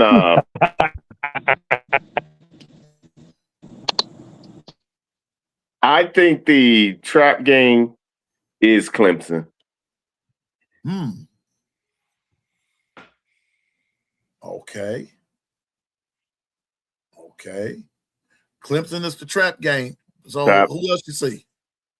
Now, once again, each at Southeastern Conference team have to run the gauntlet. That last 4 you talked about, boy, that's a tough 4. Mm-hmm. Okay. And the jury's still out, huh? It's possible for them to go 8-4, 7-5. Okay. All right. How healthy is Sam Levitt gonna be with a broken foot? That's where my question lies. How healthy will he be? Yeah. He will only did they develop anybody behind them, or were they just putting all the eggs in the one basket? To me, they put all the eggs in one basket. I agree too. All the eggs in one basket. But Lady Latoya, who you got? I say Tennessee because they going to Leland Stadium and them fans up there hate Lane Kiffin. So I'm sure and Tennessee don't mind paying the refs to win a game. So I think that one, and I think Kentucky because Kentucky kept them out of the playoffs 2 years ago, and he gonna be itching to beat Kentucky. And when he get anxious like that, he start making stupid play calls. You see what I'm saying? Lane Kiffin be beating himself and getting himself out of games that he should have won. So. Yep. I think because he's so anxious to beat Kentucky, because Kentucky kept him out of the playoffs 2 years ago, that's going to be one. And plus, well, by the time he play him, they're going to know. I would say right now, nobody knows what Kentucky has. And then, like I said, going to Tennessee. And I'm with Bishop, that first one, the Clemson. And they playing in Clemson? No, they're playing in Baton Rouge. Oh, okay. I wonder if they're going to make it a night game. Yeah, it's a night game. Okay. Yeah, and then it's gonna be that they broke that last year. LSU been losing since Brian Kelly was there. They were always losing the first game of the season, but then they break that last year. Yeah, they broke it last year. They broke that last year. So yeah, it's because it's gonna be the first game, and then he's still trying to figure things out. Whereas, like you said, Clemson breaking in a new quarterback, so it's kind of like a 50-50 game. It's probably gonna depend on quarterback play at that Clemson game. But my two is Kentucky and Tennessee. I got you. Okay. Here's mine. I think they're gonna beat Clemson simply because of home cooking. I've always said that September 19th game is going to be must-see TV. They've got to go to Ole Miss. I'm with KB right there. That's going to be like everybody going to be watching that one because Bama comes on earlier that day and everything, but a lot of people will be watching that game. The game for me that I think that they could slip up to is what KB said again, is Texas A&M. You got Ole Miss and Texas A&M back to back. Injuries could play a factor, all that good stuff. That could be a slip up. But the game for me too is going to be Auburn. Going over there in that cemetery with all them bones, they playing up under the dead, they playing over the dead. Auburn could beat them. Auburn could beat them. And plus it's at the time of the year, again, where the X factor, where injuries are going to be. And then that October 31st, both them and Bama have the same open date. And then that next week they play Bama. I still believe Bama beats them. And then they have Texas the next week, depending on where Texas is, but I believe they'll beat Texas for some odd reason. I don't know. But then again, Texas could beat them. But those, we just saying slip-up games. But I see 1, 2, 3, 4. I see 5 where they could possibly slip. 5 games. Ole Miss, Texas A&M, Alabama, Texas, Tennessee. And okay. But you got Auburn. You got Auburn instead of Tennessee. I got Auburn. Tennessee, Arkansas, maybe, but those Tennessee, like you said, home cooking, man. Home cooking. I won't, but I don't know how Tennessee's going to be playing and everything. But just looking at it right now, just straight up, my 5 that I just named, if we were playing a game of spades, I'd say I got 5 and 2 possibles. That's how I would do that. I take a to the extreme. I got 5 possibles. I mean, I got 5 for sure books. Yeah, you got 5 for sure. I got 5 for sure books and 1 possible. I'm taking it to the extreme. Yeah. Hey, I'm just saying. I'm count one of these queens get in. Yeah, man. You playing tough then. I hear you, but I don't believe LSU. Everybody hollering Lane Kiffin, Lane Kiffin, Lane Kiffin. Lane Kiffin gets in his own way. He gets in his own way. Exactly. He finds a way to get in the way. Like Lady Latoya said, let's go back to that Kentucky game.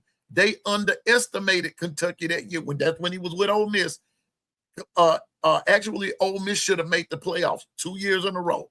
Oh, didn't do it. They underestimated Kentucky. So yes, he could be wanting that revenge. But if he's so revenge-minded and not playing a skillful game, Kentucky could do it to him again. So that's why I said 5 and 2 possible. And when you bring Kentucky into the mix, for me, it's 5 and 3 possibles. Because me personally, I don't believe LSU is going to be all that good. Let me ask you a question about Ole Miss. Given the way Pete Golden coached in those 2 playoff games, do you think he can be a better coach for Ole Miss than Lane Kiffin? I'm not going to say a better coach. I'll say a different coach with a different perspective. Yeah, I'm sure he got a different mindset. He got a different mindset. Do you think that Ole Miss can win at the same rate or more than they did with Lane Kiffin? Just going off those 2 playoff games? Because it depends on who he gets as an offensive coordinator. Already had a different mentality. Simply by offensive the way Lane coordinator Kiffin will be the key for Ole Miss. Right. What's that? It depends on their offensive coordinator. Oh, okay. Who they get for their offense, because they're still using Charlie Wise, which was Lane Kiffin coordinator in the playoff game. So that's why the team pretty much didn't have a fall off. You see what I'm saying? Yeah. I agree. We're gonna have to know if Pete Golden, how he is with like game management, clock management, stuff like that. See, that's the part we really hadn't seen, because he still had his help with Charlie Wise. You feel me? So he could really kind of just stay focused on the defense, call the time out when he needs a time out, stuff like that. I don't know. I asked that earlier or yesterday or something. But I like that they have Trinidad Chambliss. Oh yeah, I like that. And with the prevailing change in OC, he can simplify it. And now you got someone that he throws wide receivers open, and they utilize Keelan Lacey. Woo-wee. That's dangerous. I'm just saying, well, let's look at Ole Miss schedule. Let's look at it. Here we go. Since we're talking about it, let's pull them up. They open with Louisville in Nashville. They OC is John David Baker. He came from East Carolina, but he was with Ole Miss before. Yeah. Okay. Yeah. From 21 That's to what I was saying. 23. Yeah. Don't slip on him, because he don't was think he's coordinator at Ole Miss. Yeah. Okay. They open with Louisville, then they go to Charlotte. They open with Louisville in Nashville, then they play Charlotte, then they play LSU, they go to Florida, then they have an open date, they go to Vanderbilt, they play Missouri, welcome home, Austin Simmons. Then they go to Texas, then they play Auburn, they play Georgia. And the funny part about it is they have both Auburn and Georgia in the Grove. They go to Oklahoma, then they play Wofford, and then they play Mississippi State. I'm gonna start back at you, KB. Slip up. Georgia. Saying Oklahoma. Yeah, Oklahoma should beat them this year. Georgia, Oklahoma.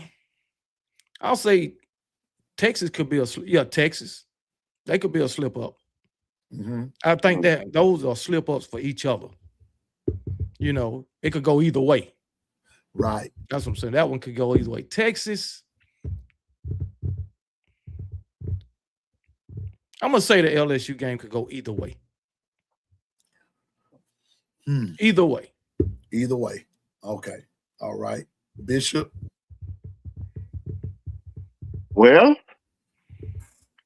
I see the same way with KB. I really but I really feel that that Texas game is the sleeper. All right. Okay. And what else you see, Bishop? Man. Georgia.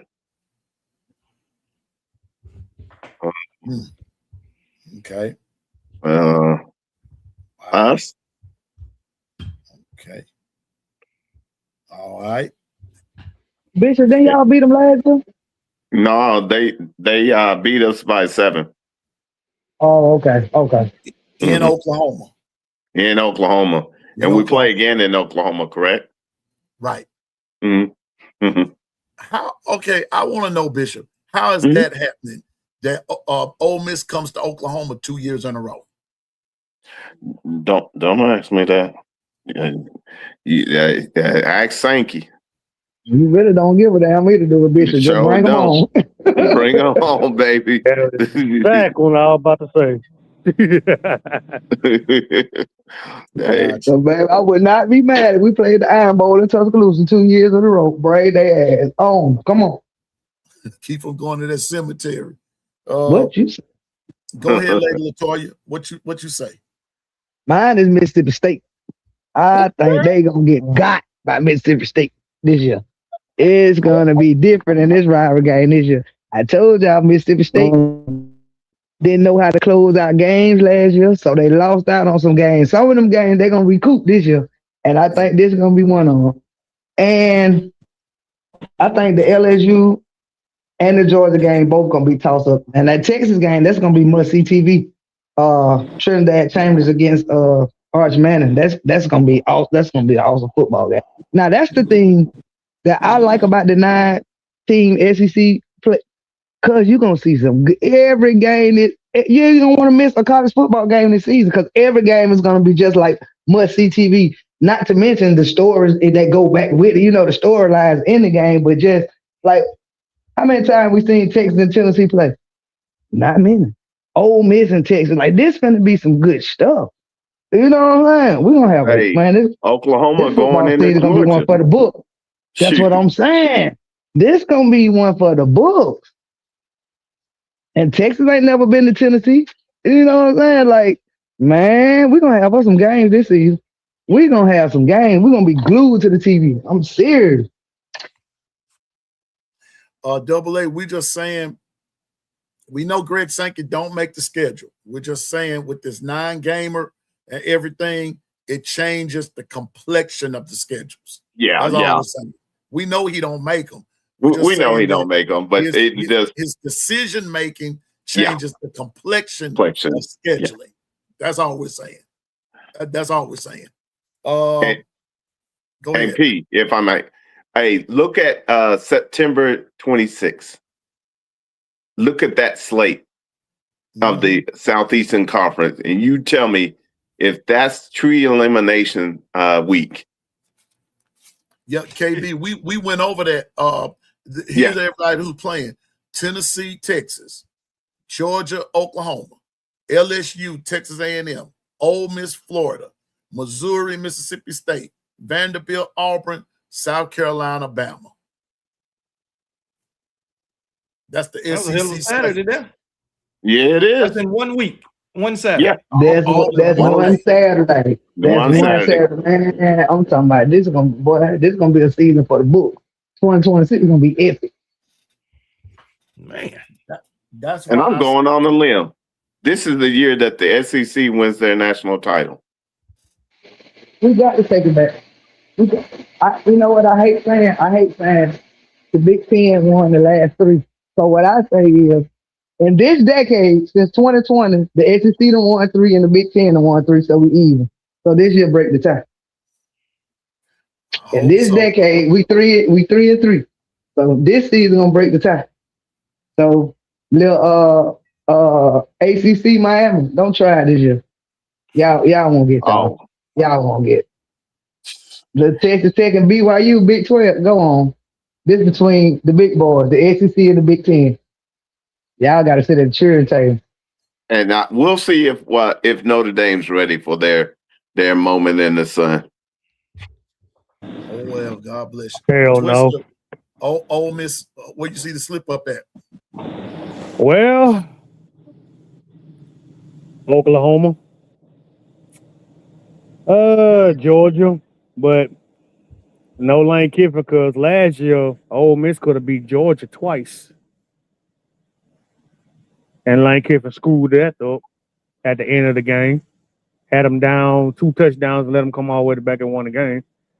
So I'm gonna say Georgia, Georgia, Oklahoma, LSU. A toss up. I'm gonna go with Latoya. Maybe Mississippi State. Everybody's hyping them up a little bit because Mississippi State hung around with some teams that could have won. They hung in with, I think they hung in with LSU. They hung in with Arkansas. They hung in with Tennessee and Texas. Yeah, and Georgia too, did it? Did they play Georgia last Just for year? a little while until Georgia in the first half. Yeah, they hung in with Georgia for a while. Yeah, that was a little scrappy bunch last year. I'm gonna say Mississippi State might be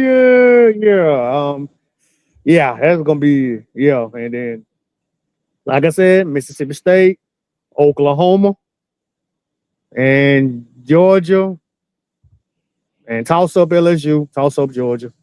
That's what I got. Well, I'm getting ready to move to another school. I'm gonna bring up them Georgia Bulldogs. Oh hell! I'm ready to see KB go. Why the puppies, man? Why the puppies? Hey man, I hate Georgia. Flip ups.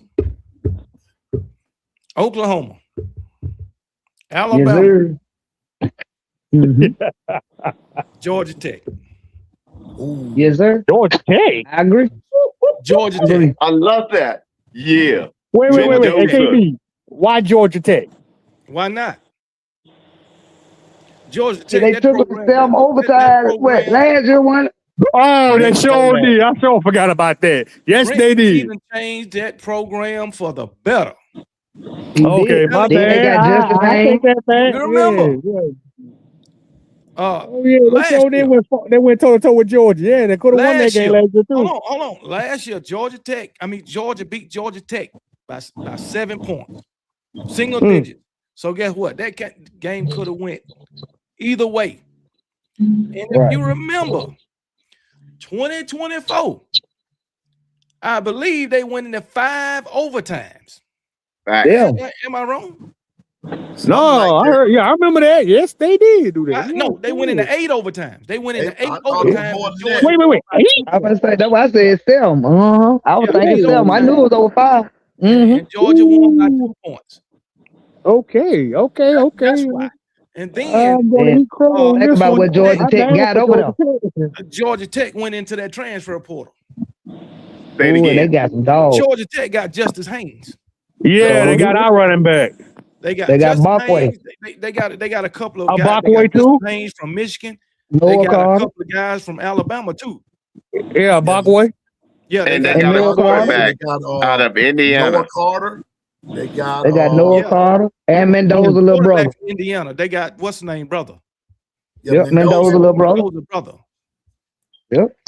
And So- don't look now. And that's who's projected starter, Alberto Mendoza. So Georgia Tech, who else did I say? Georgia Tech, Alabama, and Oklahoma. Them the slip up games for me. And if I had to just pick a trap game, if I had to just pick a trap game,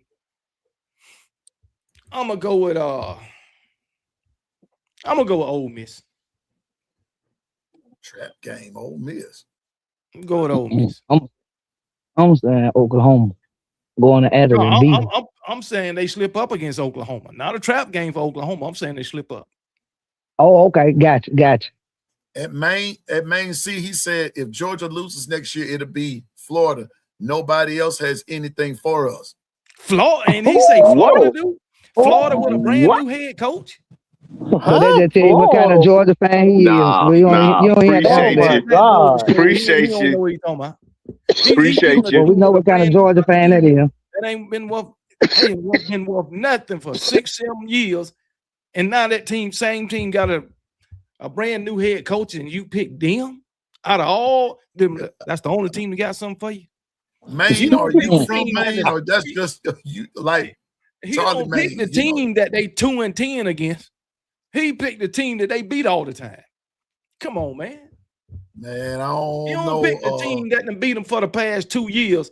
Ole Miss. Well, that's Ole Miss and Alabama that beat them the past 2 years. But anyway, he don't pick neither one of them. Come on, man. Stop it.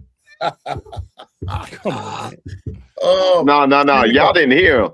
He already counting that game with Oklahoma as a win. Okay. Saying ain't so. Georgia. I tell you what, we'll be your Huckleberry. Tony B say the Dogs I'll be your will walk it dry against Georgia Tech. Yeah. That's why your ass been your ass been tighter than a rat's ass for the last 2 years. Tony B. When you play in Georgia Tech, you struggle. All I'm gonna say is, what is it? 2-10. 2-10. Try to catch us if you can. That's all I'm gonna say. Try to catch us if you can. Exactly. Like I told somebody, They got it. Win 18 more to even the series. What's going on, Big Cat and Anitra? What's going on, y'all? Brand new coaches beat Bama right. The brand new coaches beat Bama right. You talking about at where? The brand new what brand new coach beat Bama? Who? The brand new coaches is at Florida. That's what we trying to understand. Why you think Florida gonna beat Georgia? The brand new coaches beat Georgia. The brand new coach, Pete Golden. And the boy beat Georgia twice. This man had 3 hours of head Brand new coach coach. and beat Kirby Smart. 3 hours. Ooh, say that again, KB. 3 hours. Yeah. That's all he had. One game of coaching experience and beat Georgia. Kirby Smart, supposed to be the best coach in all of college football. That's what they said now. No, KB. With 3 hours. No, KB. King Kirby. No, they call him King Kirby. Yeah, well, I tell you what, King Pete took that throne. That's how I seen it. He didn't only beat him, but he put him out the playoffs. Come on, man. In his second game as a head coach. Wait a minute. And if you want to go on technicality, since you want to go on technicality like that, Bama made it further in the playoffs than y'all did. Y'all got put out in your first one. Bama won the first one, right, Bishop? Right.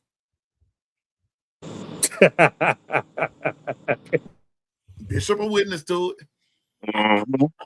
Who was that? What's the name of that team that beat Oklahoma? Just kind of remind me. Just kind of remind me. They have a tie. They got a roll in the tie. Hey, Bishop gonna be an Alabama fan by the time season begins. We're gonna be the I'm converted. trying to tell you. We try to get him on here. We trying, KB. Hey, KB, we try to get him over KB, here. what you doing, man? I heard you saying roll tide before. Yeah. It sounded kind of good saying it there. It sounded like it was pretty convincing when he said roll tide. Sounded real convincing. Nah. You know what he gonna be saying once the season get here? Roll tide. That's what. Yeah, that's right. Roll tide, roll. That's right. But here's Georgia's schedule: Tennessee State, Western Kentucky. They go to Arkansas. They come home and play Oklahoma and Vanderbilt. They come to Alabama, gonna get beat again. Play Auburn, which, by the way, Georgia, you know good and well, Auburn beat you last year, but somebody was calling time out and all that good stuff. Florida, they play in Florida in Atlanta, which to me is a home game for Georgia. But I ain't complaining because they played in Jacksonville all that time, which was basically a home game for Florida. So to me, it all evens out. They go to Ole Miss, trap game. They play Missouri. They go to South Carolina. Nobody's talking about that game much. But at that time of the year, November 21, they're going to South Carolina. We'll see. And it depends on what South Carolina's doing. So all of this is just pure speculation, folks. We don't know. We're not saying, we're just saying this is what we believe. And then they played Georgia Tech. So, Twister, I'll start with you because KB already told us what he thought. You know what? I might go down there to daggone William Bryce Stadium and watch South Carolina beat them dogs. I might go watch them get whooped in person. Live. That's just right down the street, right, bitch? Right down the street for me.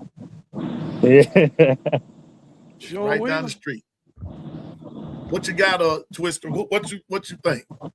Man, Alabama gonna beat Georgia, and Georgia gonna lose to Bama. Oklahoma, if Bishop would have came up there, do Oklahoma gonna have that same defense from last year? I'm not sure. We're gonna we'll get off into X's and O's in a few days. Oh, okay. I'm gonna say L for they're gonna get beat by Oklahoma. The trap came, KB, I'm with you. Ole Miss. Cause I'm gonna say it again. Ole Miss could have beat Georgia twice. I'm still gonna stay on that. Lane Kiffin screwed the pooch on that one. So I'm gonna say Alabama, Oklahoma, Ole Miss, and Auburn. Cause they could have lost to Mr. Freeze last year. One for the timeout clap from Kirby. Yeah, Kirby, you call that timeout. You want your clapping. That was a touchdown from our honor, but y'all they want y'all precious puppies to lose to old Mr. Freeze. That's why it happened. That's why y'all was saying y'all beat Auburn. I'm gonna say Auburn might beat Georgia. So I got Alabama, Ole Miss, Oklahoma, Auburn. Ooh. And I might squeeze South Carolina in there too. Make it 5. Okay. All right. Lady Latoya. Alabama, Oklahoma, Georgia Tech, and my slip-up game is Auburn.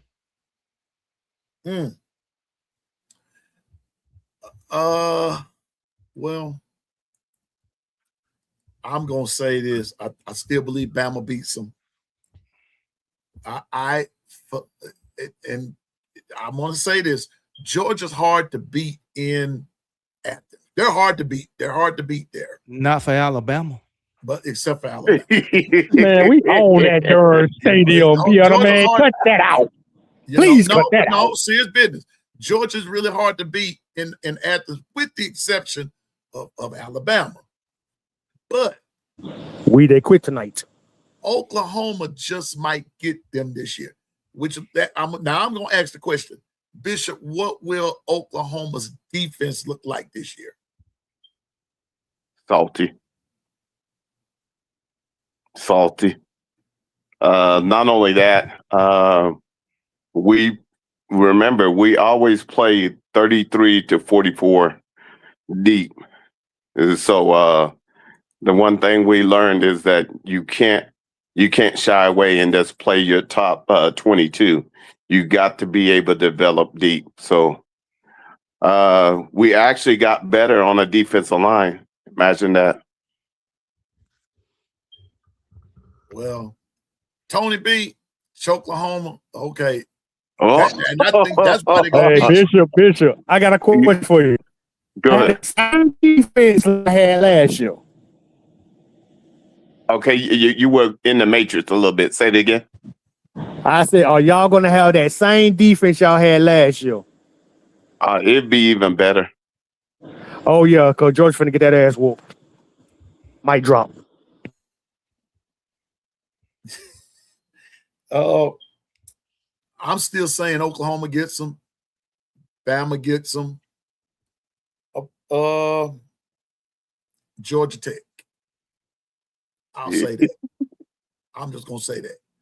I don't think there will be any trap games. Somebody will just up and just beat Georgia. There won't be any trap games. Have to remember something.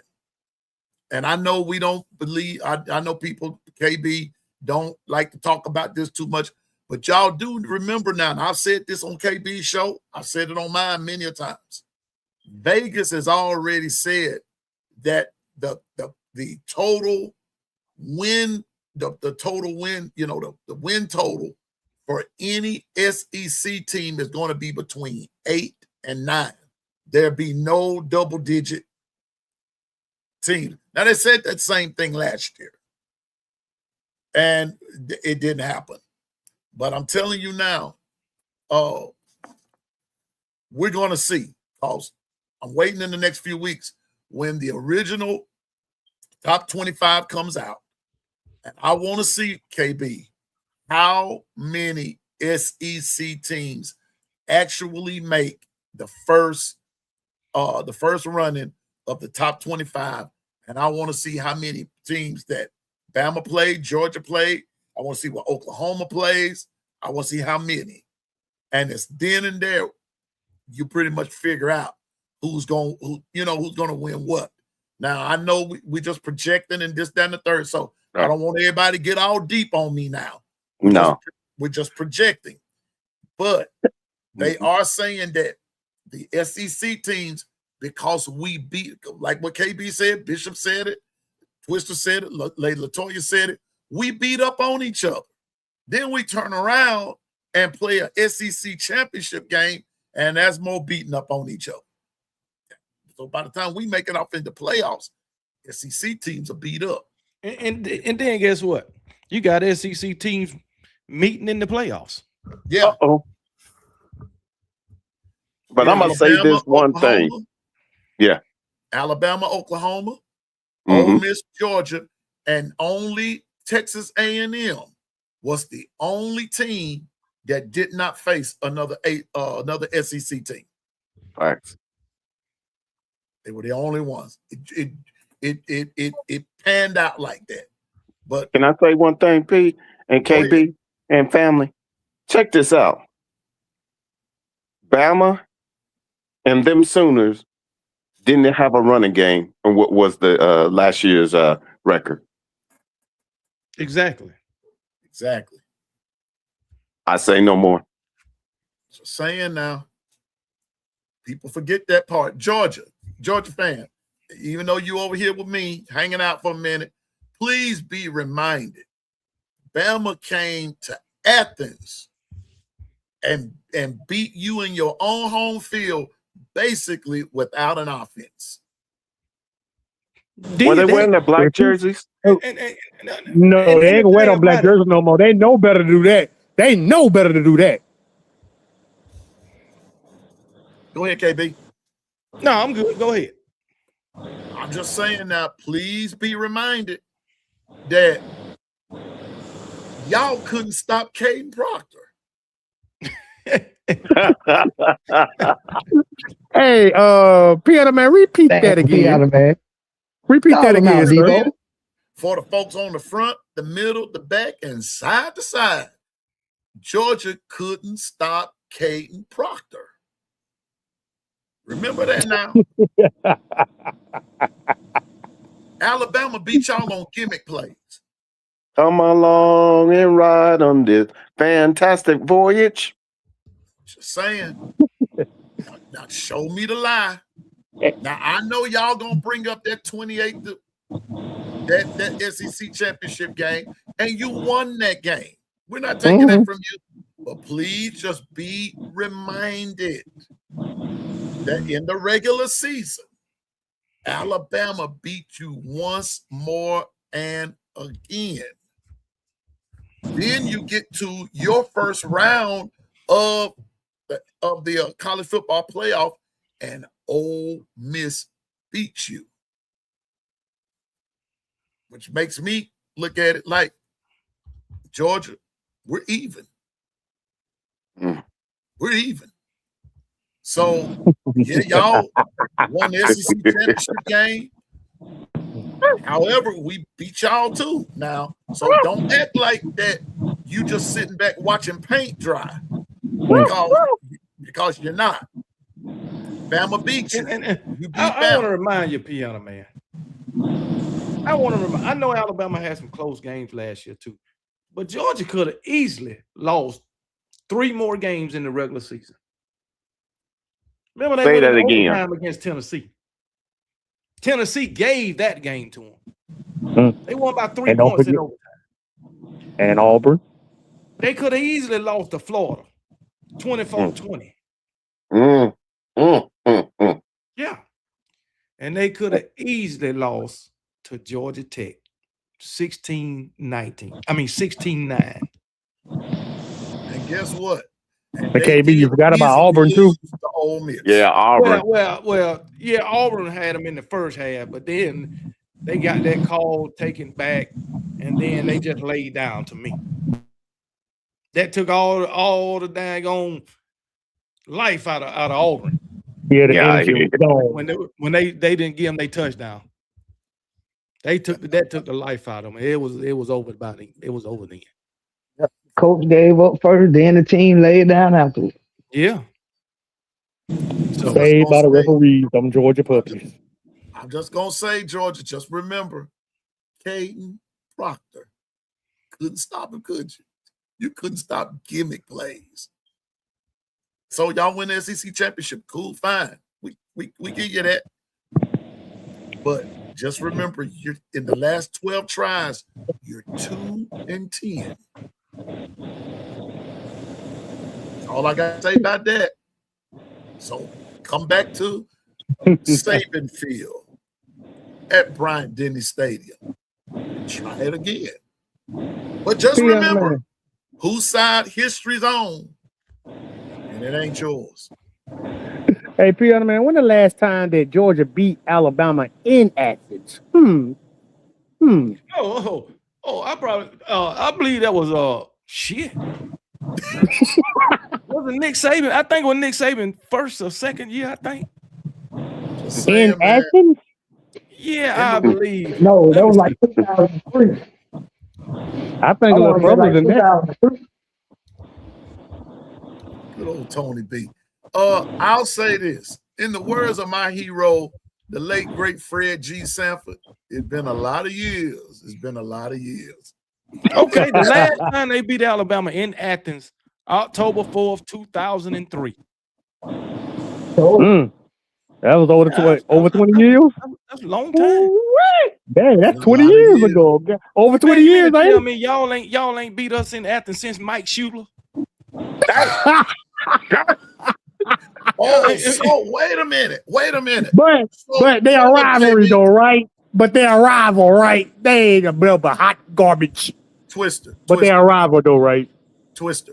You want to hear something funny, Twister? And hold on. And that was Mike Schuler's first year. Dang. But Twister, KB, Layla Toya, Bishop, y'all want to hear something funny? So that means Alabama has a stadium in the East, which is Athens Sanford Stadium, and they own Death Valley in the West at LSU.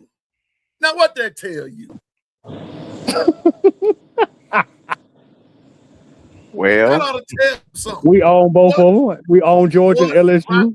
What rivalry are we talking about?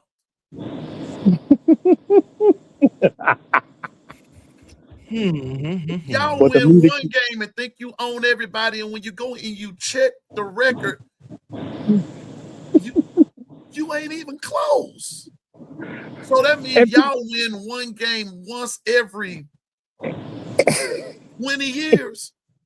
Piano Man, they beat us through the back door.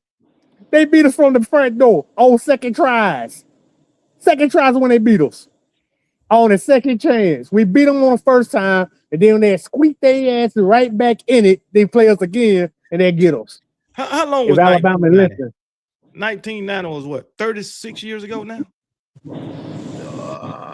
Yes. 90. 90. Yeah, 36 years. They're going to beat us 6 times since 1990. 6? 6. And then, on top of all that, Georgia had Alabama on our schedule for a while either since 2000, before 2012. We ain't seen them about 4 or 5 years. So, see, Georgia didn't even have them on their schedule when they got their second championship. We were not even on their schedule. Well, Georgia, I was looking for some brownies for you, but I ain't got none. Man, they ain't getting shit. No, they like cupcakes. They ain't getting none of that either. They getting hot shit. That's all they getting. They've been having cupcakes there. They've been having cupcakes since Curry been there, except for last year. And remember, y'all remember when the SEC was broken in the East and the West? That's part of the reason Georgia was staying in it so much, because the balance of power was always in the West, and Alabama was whipping up. Piano Man, it was the least in the West. Exactly. The least in the West. Yeah. And all Georgia was playing was Vanderbilt, Florida, Missouri, who else? Tennessee. And the thing about it, since 2000, wasn't nobody coming out the East unless it was Georgia or Florida, and Missouri came out of it 2 years. That's it. That's it. Mm-hmm. And that's it. Let me nobody else. Not to say something ugly right there, but I ain't gonna say that. I'm gonna leave that alone. But even South Carolina was in the SEC championship back in 2010 when they played against Auburn. 2010 in South Carolina. Mm-hmm. Yeah. Cam Newton went stupid on them. That year. Yeah. I'm just saying. Just had to put that out there though. I hate it, but yeah. And all I'm gonna say is Georgia. Okay, the good thing about it is, Georgia, this year you don't have Caden Proctor to worry about. But you will have some more factors to worry about. Yeah. And I think Alabama beats you again. What I believe. But just remember, listen, Georgia, if you see a big tackle line up out there in the slot somewhere, it will behoove you to get on it. Yeah. I believe he's gonna probably do that crap too. It will behoove you to get on he can't it. go to Why gonna do it again? He gonna do it. He gonna do it. If you see the big tackle lining up in the backfield, Georgia, it will behoove you to stack the box. But guess what? You can trust and believe during that game, you're gonna see a trick play or two from Ryan Grove. You can believe that. I'm telling you now. I'm just saying, y'all let Caden Proctor get out there because y'all thought he was big and could catch the ball, and he got out there. Bam. Boom. Wow. Georgia didn't want to tackle the dude, and Caden Proctor would run over his own people. He run over his own teammates. And cut to the left, he would have scored a touchdown. If he had scored a touchdown on that play, Twister, Sanford Stadium would have erupted, and y'all would have felt that. Y'all would have felt that tremor clear to Florida. I'm telling you. Man, I was waiting for it. I was like, come on, big dude, make it, dog. Come on, man. I was screaming at the other guys. I mean, y'all get out the way. I'm talking about the guys who trying to block forward. I'm like, y'all get out the way. Y'all too small for Hill. Oh man. All I know is, y'all, it's going to be an interesting season. KB, it's going to be interesting. KB, you got time to go over one more schedule? Yeah, but I want to say one more thing. Nebraska, they done joined Georgia in not scheduling Texas Tech in any sport. What? That just came down?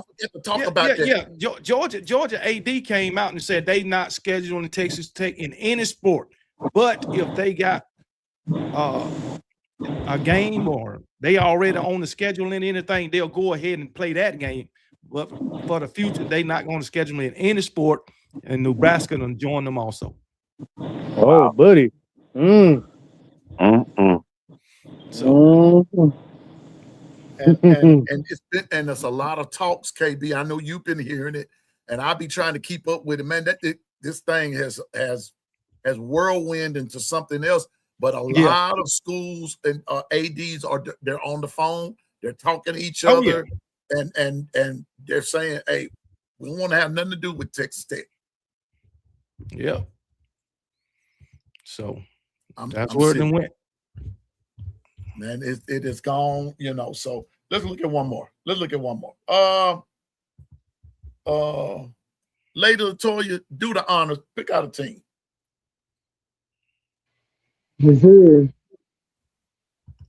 Missouri. Yeah. All right. Okay. Mizzou opens with Arkansas Pine Bluff. They go to Kansas. They play Troy. They go to Mississippi State. They play Florida afterwards. They play Texas A&M. They go to Ole Miss. They have an open date. Then they go to Arkansas. They play Texas. They go to Georgia. They play Kentucky. And then they end with Oklahoma. Lady Latoya. It's going to be a rough season for them. Because the only ones I see them winning. Okay. Let me ask this question. I'm going to take an opposite approach with them. Right. Show me where they could pull the possible upset. Interesting. And I'm going to say Texas A&M.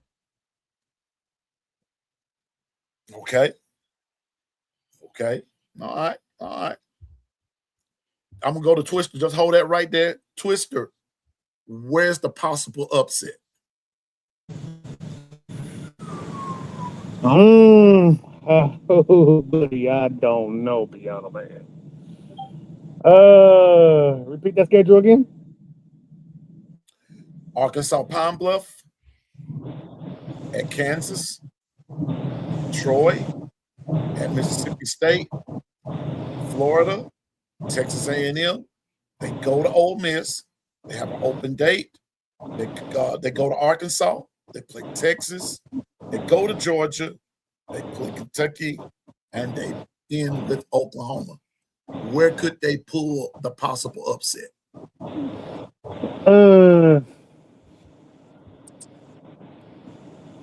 I'm going to say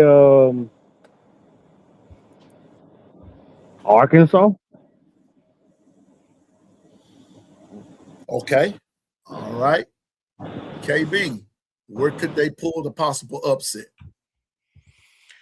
I'm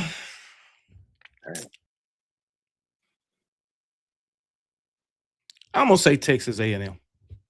All right. Bishop, where could they pull the possible upset? Texas. Okay.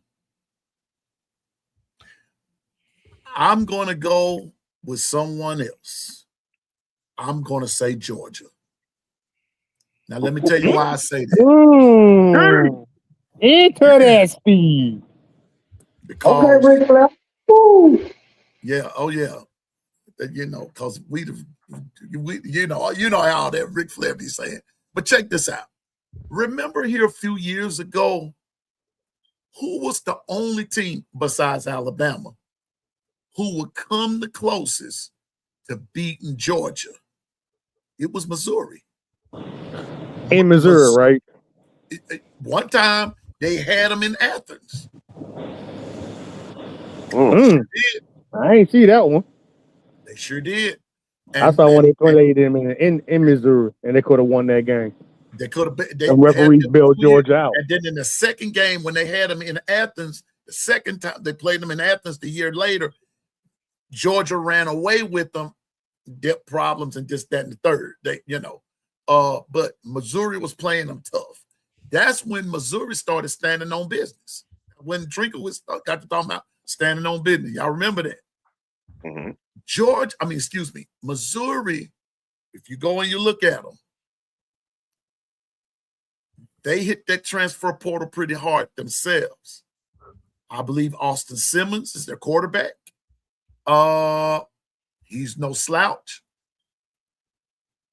I think Missouri could be that game. I mean, Georgia could be that game. Missouri could beat them. Me personally, I'm just gonna go on out and say it. I don't think Georgia's gonna be that good. I think they're gonna be okay, but they will not be dominant like they were, because everybody's talking about the dominance. They have not been dominant since you won your last natty. You haven't been dominant, and you know you haven't. You won games, and you won the SEC championship twice in a row, or how many ever times it was. You won it, and I give you that. But that dominant factor was not there. Y'all wasn't just beating people up. And even when you were in your dominant state, you know, and I know, you still couldn't handle Bama. But we beat you in the natty. You sure did. But on second chances. You know why. You know why you beat us too, right? Right. I ain't got to spell it out for you. You know. It started with an I. You know why. You know exactly why you beat us. But you came back and your main man, David Pollock, said, Georgia's going to rule the roost. And Nick Saban looked at you and said, are you serious? And what happened after that? Nick Saban took his damn job. He got that ass spanked. Nick Saban took his job. Took his job. First of all, the very next year, Nick Saban beat him in the SEC championship, and put a halt to all that daggone three-peat talk. Then he took David Pollock's job. You about to lose your job. Exactly. I'm like Archie Bunker. That's a kick in the head, man. That's a kick in the head. But I'm gonna tell you what the SEC need to do, NCAA or whoever can make this happen. They need to make a rule that coaches cannot be on the field unless it's a timeout. Seriously. They need to make that because of Kirby Smart, because he's always on the field crying, complaining, hooping, and hollering. Oh, he do that a lot. So they need to make a rule to keep coaches time off out. the field. I'm clapping. Exactly. Yeah, but that's their king though. But that's your king. He's your king. Is this your king? Y'all got a crybaby to me. Well, all I know is this right here. I got something to show everybody. All I know is this right here, that when it's all said and done, you can talk, you can whine, and you can cry. KB, Bishop, Twister, Lady Latoya, and all the folks in the chat, I'm going to stand on this right here. Wait a minute, here it is. Yeah. The black hoodie of death. I'm going to stand on that right there. The black hoodie of death. Jalen the boy. See, get used to that. Get used to that. All you Bama doubters out there, all you folks that's just putting us down, all you folks that's calling us soft, you calling us this, you calling us that, you just beware. When you see that right there, you already know what's about to happen. You already know what's about to happen. We coming for you. We coming for you. We coming for you. We ain't playing with y'all. I'm not going to sit here and promise you we're going to win a natty. I'm not going to sit here and promise you we're going to win the SEC championship. I'm not going to sit here and promise you nothing. But I will sit here and promise you this, that on September the 5th, East Carolina, you first. You first. That's all I got to say about that. You are first. We taking it one game at a time. I ain't looking ahead to nobody right now. From here on out, I'm focusing on Bishop and KB and Twist and Lady Latoya to the chat. I'm focusing on East Carolina. That's all in my sight. Them guys that wear purple and whatever it is they wear, I'm focusing on them. They got to come to Tuscaloosa. They got to come to T-Town. They got to come to Saban Field. That's what they got to do. I just think we're going to be ready, KB. I think we're going to be ready. We're definitely going to be ready. I think we're going to be ready. We're going to be ready. All this soft talking, all this hoop line, all this rigmarole. King Kirby. King Kirby is 1-2. Wait a minute. He 1-2 against Coach Kalen the boy. He's 1-2. 1-2. And he got them two losses in a row. Yeah. 1-2. Just be reminded now. Yeah, that Pat Terrell coach beat him twice. Beat you twice. Okay, so that's all we're saying. That's all we're saying. I understand, and I would feel bad too that in that second year you lost to Caden Proctor. Man,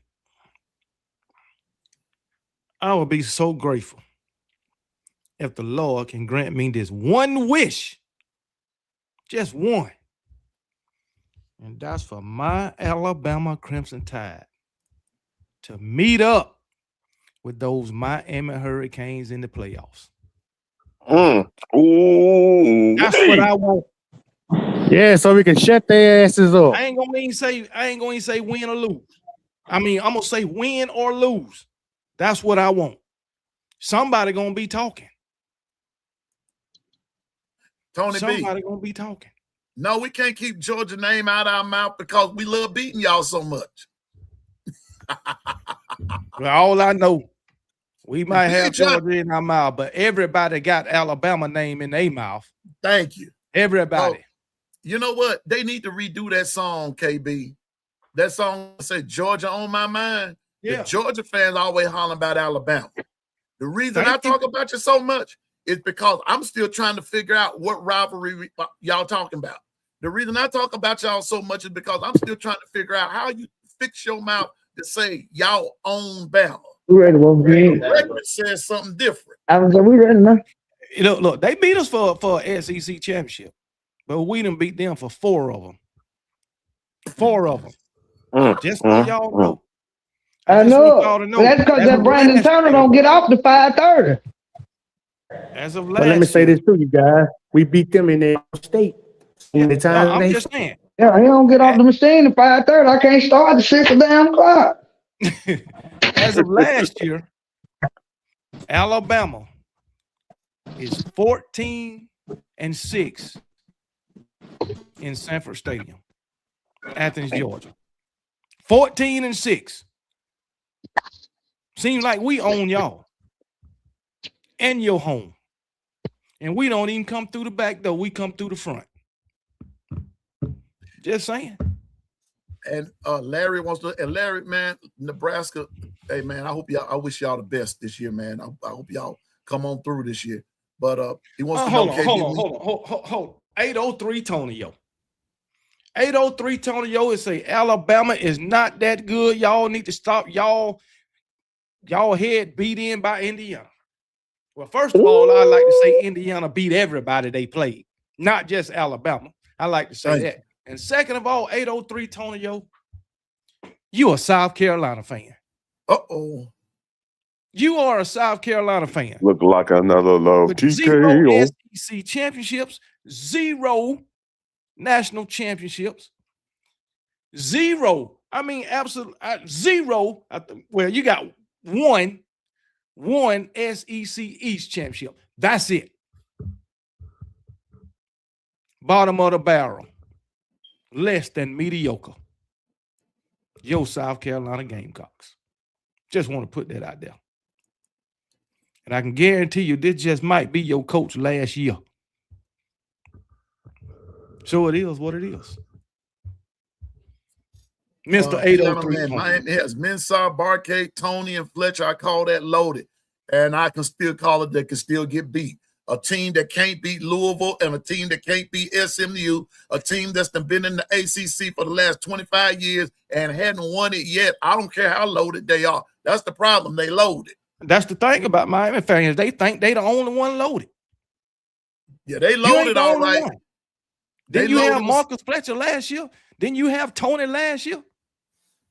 You had Ruben Bain. You had all of that and still Ruben couldn't Bain, beat SMU. Everybody. And still couldn't beat Louisville. You've had Ruben Bain and all them for 2. They've had Ruben Bain. They had them for 2 years in a row. And Louisville beat them 2 years in a row. SMU beat them last year. I'm glad you brought that up, Larry. SMU. Watch this, KB. Watch this. Miami fans always chapping about how Alabama got in the playoffs, blah, blah, blah, blah, blah. I went and looked.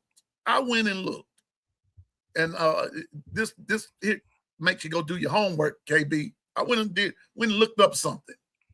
First of all, last year, I'm just gonna deal with last year. Miami was just 1 game better than Alabama in the loss section. Miami lost 3. Bama lost 4. We were 11-4. They were what? 12-3? Yeah. 13-3. No, 13-3. But I just want you to know. Come. Larry Troy Wicked. Yo, Miami Hurricane. Y'all like to talk about we was 40 yards away from winning the national championship. Well, guess what? You was 3 points away and not even making the playoffs. Because you only beat Notre Dame by 3 points. Then you go lose to SMU and you lose to Louisville. So you was 3 points away from not even getting into the playoffs. Because if Virginia had to beat Duke, Virginia was going. And we would have been having a different conversation. You know what? Duke wouldn't have had to beat Virginia. They still would have been out. Because they had 3 losses within the regular season. And to unranked teams, 2 of them. But so they want to talk about politics. They're going to talk about we politicked our way to the playoffs. We was the #1 seed in the SEC. How in the world we got politicked in? Miami ain't supposed to be there last year. They got squeaked in. They politicked their way in. Not us. Squeaked in. You're right, Twister. They squeaked in. Squeak, squeak, squeak. Squeaky wheel gets the grease. That's the thing. When Alabama squeaked in, we won it all. Damn right. I remember that, 2017. But when Miami squeaked in, they got nothing. Yeah. But upset. But no, they want to beat their crying eyes. KB, they're going to beat their chest, and they lost the Natty. Not they just lost the Natty. They lost it in Miami. At home? And they still brag. Yes. They had their home field advantage and everything. Had all their alumni out there. Everybody thinking they're going to win it. Indiana took that girl and took it back to Indiana.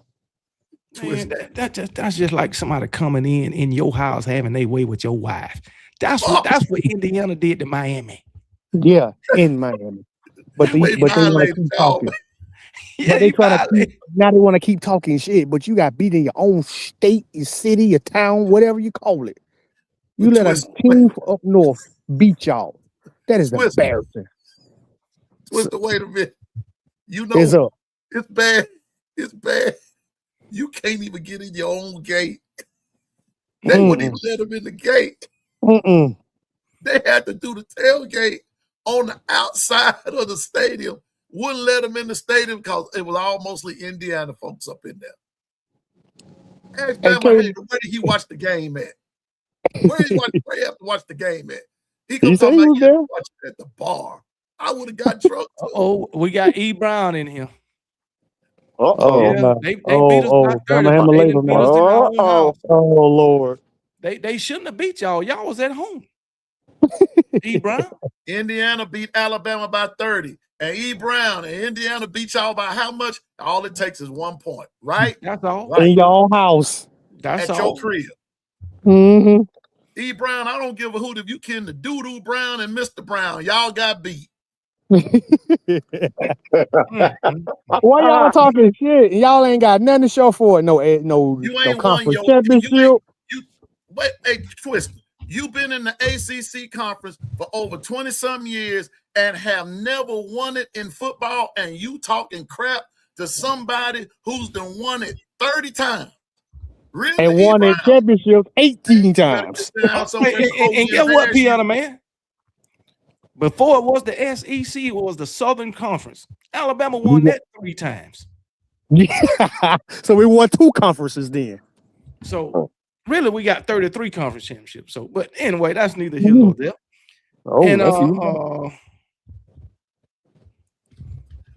That's what I do have more football. I thought you had more football knowledge. You thought right. You thought right. You just don't want to adhere to the truth. But you know what, though? But that's called denial. That's called denial. Now, I want you to tell me if a loss is a loss, by 30 or by 1, isn't it still a loss? It's a loss to me. It's a loss, E. Brown. Whether you lost to whether you lost to Indiana, what's the difference in you losing to Indiana and Alabama losing to Indiana? Are you just looking at margin? We're looking at the fact that we both lost. That's what we both have in common. We both lost to Indiana. But what we don't have in common is that Alabama knows how to win the SEC championship when we do go, and y'all don't. Y'all don't even get there. I just want to tell E. Brown that July the 1st is their 22nd anniversary of being in the ACC. And ain't won it yet. Won it? They ain't even been to the ACC championship game. What you mean won it? KB, can I ask you a question, bro? What's up, man? Why you went easy on Coach Hayes? Because he was speaking a whole lot of garbage. Hey, Coach Hayes is a good dude, man. I don't like going on other people's shows just talking straight up trash, I think I do that enough on my show. I thought the reason why I came on with Piano Man today, you know what I'm saying? Somebody was supposed to show up, but they are no show. Scared. But check this Piano Man. But he go around yelling, KB scared to debate me. KB running. You see what I'm saying? Hell no. Wow. I'm just saying, but he'll no show. So, but that's why I came on and thought I was gonna give him some knowledge. I was going to have a surprise debate. That's what this was going to be all about. I wanted to have a surprise debate because I get tired of hearing the nonsense. Well, I'm just gonna tell you, I had copious notes. You know what I'm saying? I was gonna take him to school. But don't worry, I'm gonna just give all the Miami fans the knowledge that I got. I'm gonna give it to them tomorrow night on my show. Piano Man like to say, why y'all ain't played a HBCU?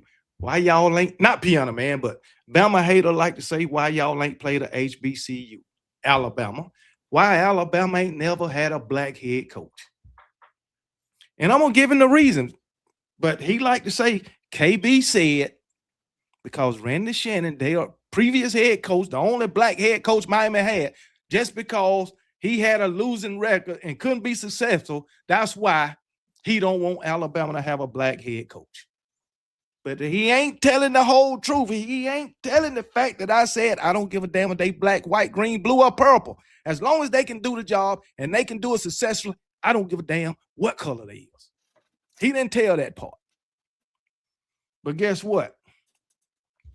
I did a little research like I always do. I don't come on here just yapping my damn mouth and don't know what the hell I'm talking about like Bama hater. So I'm going to enlighten him. He probably won't listen because he had like a hard-headed little ass kid and keep repeating the same shit over and over and over and over.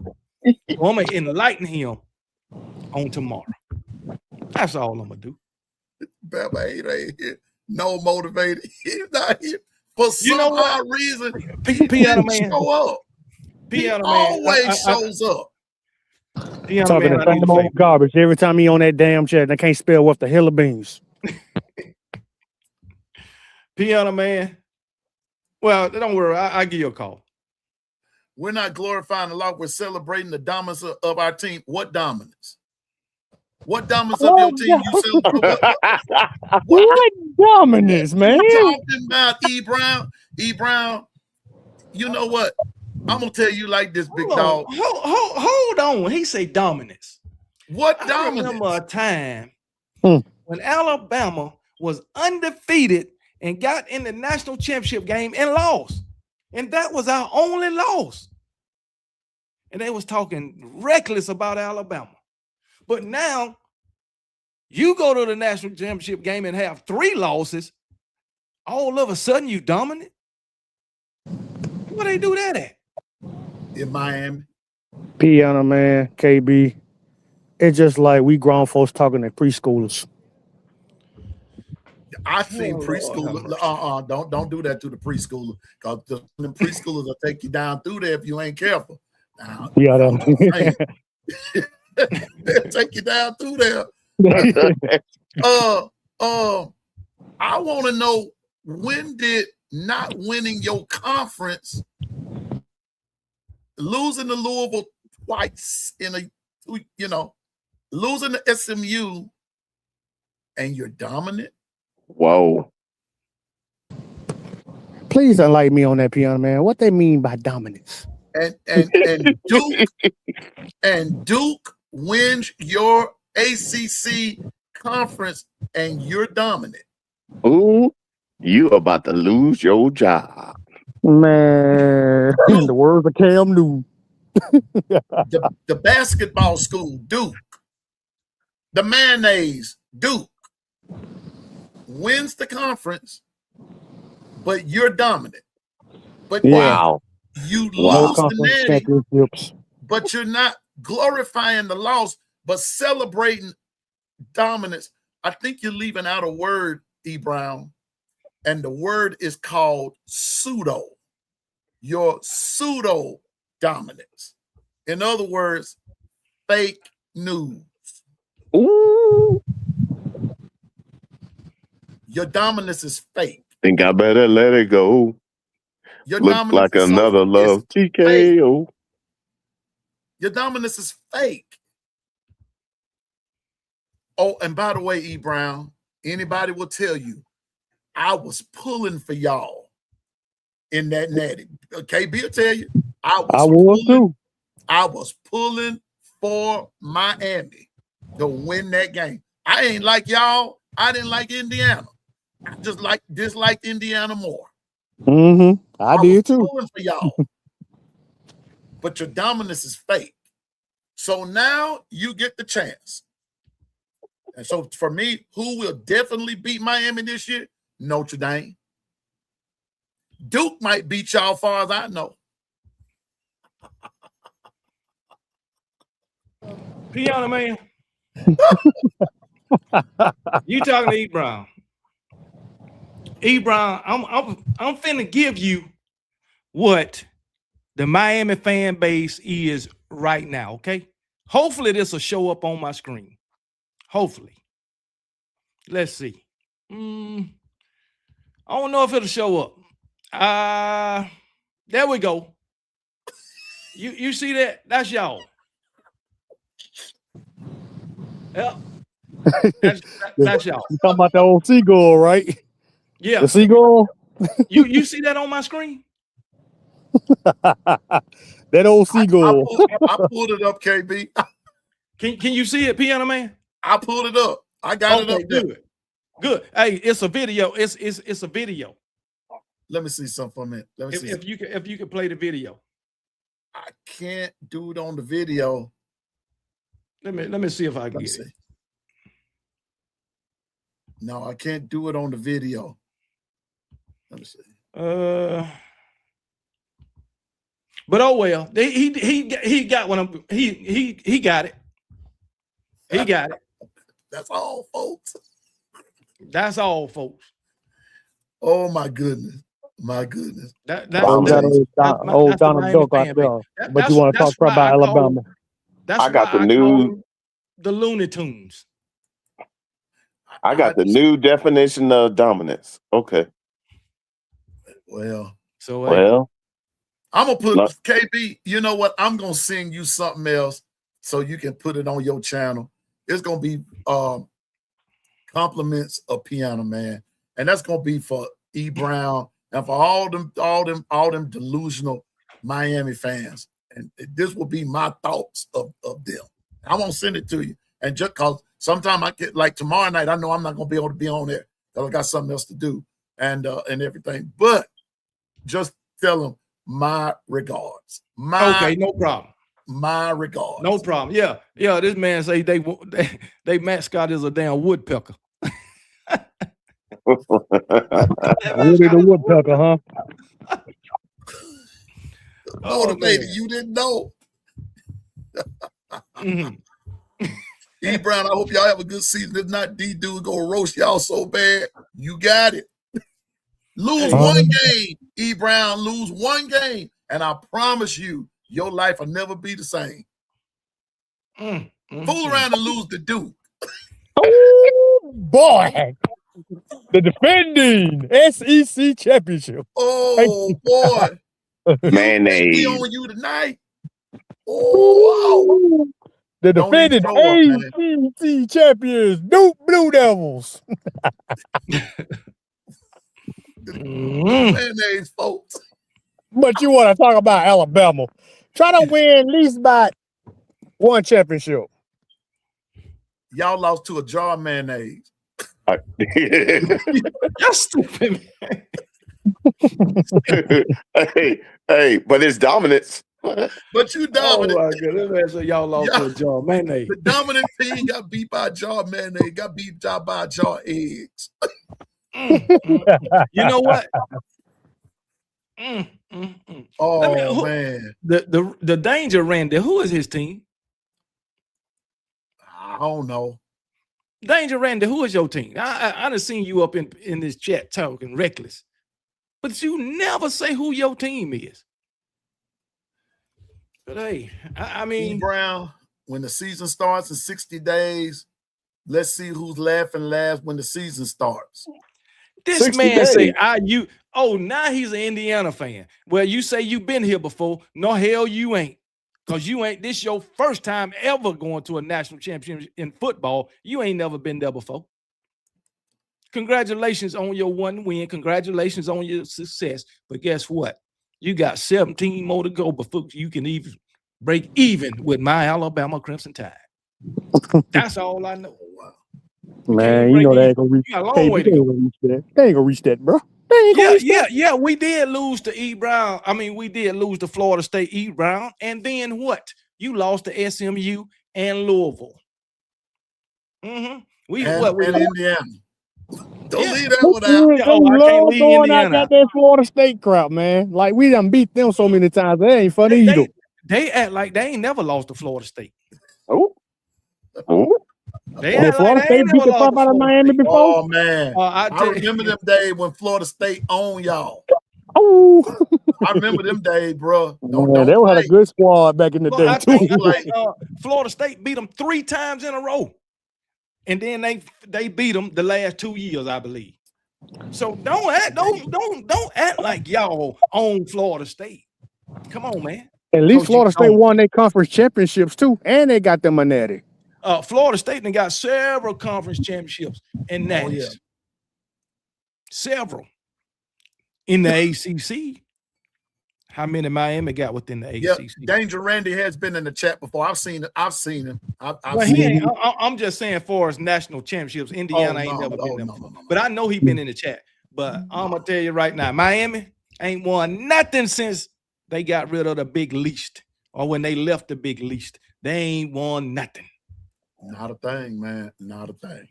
Man, this has been fun. They ain't won nothing. Not a thing, man. I'm just saying, man. They ain't done a thing. But man, I got to get ready to get out of here. Listen, there will be no show tomorrow for those in the long run. There'll be no show. Piano Man got to go handle up on some stuff. Got just some things to do, but I will be back on Thursday. For those of you that might be interested, we do have a Discord. We be making it happen over there in the Discord, man. The Discord, it will be open tomorrow. It's going to be jumping. Matter of fact, it's probably jumping now because the Discord never, ever closes, KB. It never closes. Yeah. Put up Chris Brown comment. Let me see. Ooh, he rubbing his hand. Chris Brown, I just want you to know. And let me ask you a question first. What month of the year is it? What month of the year is it? I'm just asking. Oh God, no, he ain't This gonna man do talking, we got a 35th ranked recruiting class. I know that. Alabama is in this position at this time of the year, every year, even when Nick Saban was there. Come December, where do we be? Come talk to me. Don't talk to me about recruiting until December. Come on, man. KB, you said December. Shoot. Really September, October time frame. Then come see us. I'm just pushing it back to early signing day. Don't talk to me about no recruiting in June. It done been times in June Alabama was in the 40s and 50s in recruiting. And guess what? In the end, top 5 every time, if not top 3. Sometimes Tell me number 1. what Alabama was at in June of last year in recruiting. Right, about the same place we are now. Tell me. Come on, man. You better stop tripping with Alabama in recruiting. I'm just letting you know. And you can talk about all the 3 stars that Alabama done picked up. Well, guess what? Alabama turned 3 stars in the first round draft picks. I just want you to know. And one of them Josh Jacob. Jacobs. Want you to know that. Josh Jacob out of Tulsa, McLean. Mac Jones. Mac Jones was a 3-star. What did he do? Throw for 4,500 yards and 40 touchdowns in a short season. You ranked 3rd. You talking about recruiting, right, E. Brown? Or are you talking about 3rd in transfer portal? Because that's where all your folks coming from. Yep. Quarterback. 803 Antonio. Nah, said 3rd straight quarterback without development. Yeah. But he talking shit. Exactly. 803 Antonio. You say Alabama be 8-4, 9-3. Tell me what South Carolina gonna be. That's your team. Oh God! Now we got a chicken talking smack too. Yeah, come on. Yeah, man. We got some chickens talking too. First a duck, not a chicken. Now who's next? We already had a puppy. Josh Johnson. Yep, it's all about retention. Oh shit, man! About retention. I'm trying to tell these so-called college football fans, the transfer portal is not the way to sustain a program. You can do it for 2, 3, 4 years. Not at all. If you want, well, I'm gonna say 2, maybe a year or 2, but for 6, 7, 8, 9 years, you ain't gonna constantly be successful in. You definitely ain't gonna consistently win national championships through the transfer portal or get in a national championship game consistently through the transfer portal. You can do it a year, maybe 2 years, but 5, 6, 7 years consistently, it ain't going to happen through the transfer portal. Yeah. These teams and these coaches then got what they don't want to develop, especially at the quarterback position.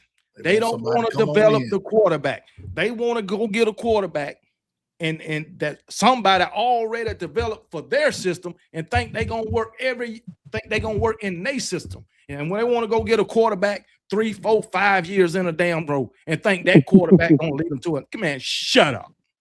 Hey, KB, they sloppy seconds. Yeah, that's what they doing. That's what they doing. Miami should know better. What did Cam Ward get you? No championship. What did Carson Beck get you? No championship. Hey, time out, KB. You remember when they had Cam Ward, right? Guess who beat them? Syracuse. Oh.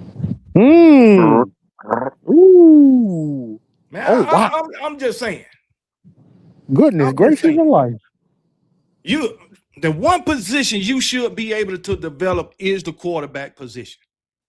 That's the one position. Them. You can't just slide them in like we doing the Texas two-step. Can't do that. But then that also don't guarantee you either. But anyway, Danger Randy, we'll say them, get ready, get out of here. It's about being smart about that NIL money now, and I give you that. I give you that. True. That's true. That's NIL and retention. Piano Man, like you was talking about, me and you, NIL. Yeah. Teams out here paying all of this money, like Miami, paying all this damn money for what? They get these players for 1 year, and then they gone. Then they doing it all over again, and they ain't getting nothing out of it. Pay for play. Pay for play is not NIL. Exactly. NIL is daggone making money off jersey sales or getting a deal with Nike or something. Name, image, and likeness. That's NIL. But you got these, like I said, boosters and so-called agents coming. Hey, we're going to give you $12 million over 4 years. That's not NIL. That's the thing what Nick Saban been talking about. And listen, he was talking about that for everybody, not just black players. No, he was talking about that for everybody in every sport, not just football, college sports in general. I just want y'all to know Nick Saban did coach white players. Those who like to say Nick Saban made millions off the backs of black players. He had white players too. He had white staff members too. Come on, man. And guess what? You might say Nick Saban made all them millions off the backs of black players. Well, did all them black players that he sent to the NFL get to the NFL off his back? Just asking. Did it pay off for him? Just like it paid off for Nick Saban. Now all those black players that he made millions off of, they making millions off of what he did for them. Amen to that. Him and his daggone staff developed them guys to get to the NFL, and that's how they was making the millions. Now I'm just one more question: is Alabama dominating the NFL? Who that? Is Alabama dominating the NFL too? Yeah, they dominating the NFL too. Now, if y'all want to get into the black coaches and why Alabama ain't never played a HBCU, I can get into that too. But anyway, I'd say that for tomorrow on my show. I suggest that you tune in. You know what? I might even do an early show tomorrow. I'll be there. Not too early. I definitely will be there. I'm talking about about 4, 5 o'clock. Shit. We'll I'm go trying to about get it. out. We'll You go on know the what? battlefield. I do have to be somewhere. I got a busy day all day tomorrow, but KB, man, do the doggone thing, man, because I'm sick and tired of listening to it, and I think it's a lot of it's a lot of it is rubbish. It's a lot of foolishness. It's a distraction and all that kind of stuff. But I'm going back to something that Stephen Hicks says all the time. Let's just play football. That's it. I don't know why they like to talk all this black and white stuff. I don't even be wanting to hear it. Man, Let's we want to just hear play that football. racist garbage, man. Because We don't. I want to hear that. I can tell you, throughout history of college football, there's been, I'll say, several black head coaches. I bet can't nobody tell me how many was successful. It's less than you think. And don't come in with all this conspiracy theory stuff. You don't know what all went down. Hold on, wait a minute. Hold up. All we can do Let is me go put by some the numbers boom in right it. now. Go ahead. We don't know Bishop. what went down. You don't know what went down. No. Hold on. Wait a minute. Let me put some boom in it. Do you remember the NFL became the NFL when they started going to the HBCU for their players? Do not get it twisted. They helped build the NFL. The SEC became the SEC when they started going to HBCUs, getting those players.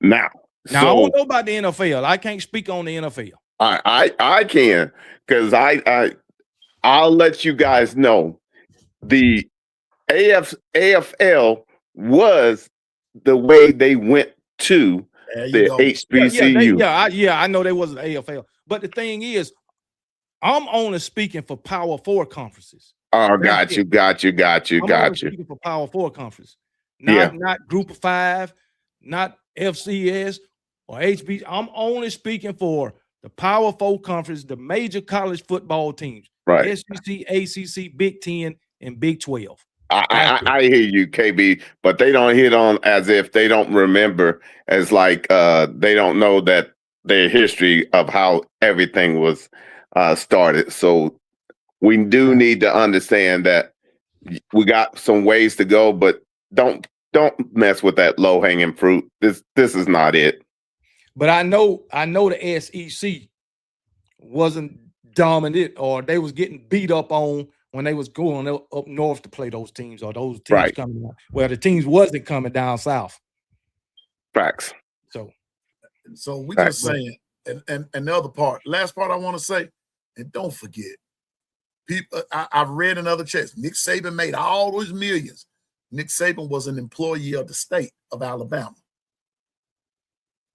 He won, but got raises. Got raises. Nick Saban made all them millions. Urban Meyer made all them millions. Ryan Day making all them millions. Ain't nobody complaining about them. Urban Meyer made millions. Huh?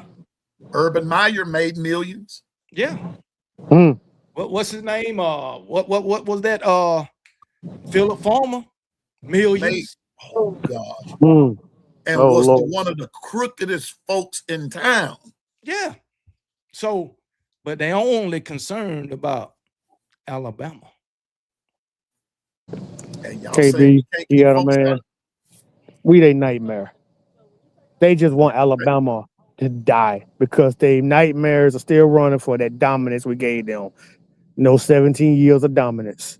They cannot sleep. Now they want to talk, and the rules have changed. The money came involved. They think we could just go and just lay there and get buried and die. Like I said, when we win a championship, Natty, they're going to change the rules again. Watch what I tell you. Wait till Alabama win another Natty. Watch this. That's all I'm going to say. Yep. I hear you. Well, y'all, we're going to get ready to get out of here. KB, hey, man, tell everybody where they can find you, just in case somebody's not subscribed to the Kangaroo Click. Facts. Go ahead. Well, you can find me right here on YouTube You know what I'm saying? And you can also find me on Twitter at Kangaroo Black 1 and Instagram, Kangaroo Black 73. And you can always find me supporting my Alabama Crimson Tide. You can believe that. And by the way, the greatest college football coach of all time, as far as Power 4 football or Power 5, is my former head coach, the great Nick Saban. And for the HBCU, Grambling, former Grambling head coach, Eddie Roberts. True that. Mm. True So that. I'm just saying. But if you want to just say greatest college football coach of all time at any level, it would be Eddie Robertson. Just saying that. Exactly. So hey. And Nick Saban has said that himself. Uh-oh. So, okay, go ahead. I'm just saying. So learn your history. We don't know. According to Bama hate them. We from down south. We should know stuff like that. Even though it happened down south. We supposed to be slow. We slow and dumb and don't know nothing. That's what they think we are. Okay. No one has ever done what Signity did. That's a damn lie. That's a lie. Lord have mercy. Hey. They get stupider and stupider every time they write something on the chat. Big salute, bro. At Miami. Big salute. That's all I got to say. Big salute. That's a lie that ain't nobody never did what you talking about 16. Well, they didn't play 16 games back then, clown. What are you talking about? Saban is gone. Y'all reliving the past. 803 Tony O.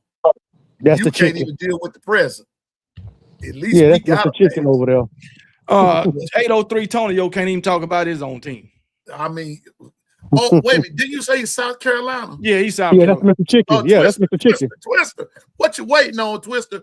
What happened in South Carolina last year? Let's relive the past. Since you're talking about Saban and reliving the past, what happened in Columbia last year? Oh, they thought they were gonna dash that field till we got there and broke their hearts.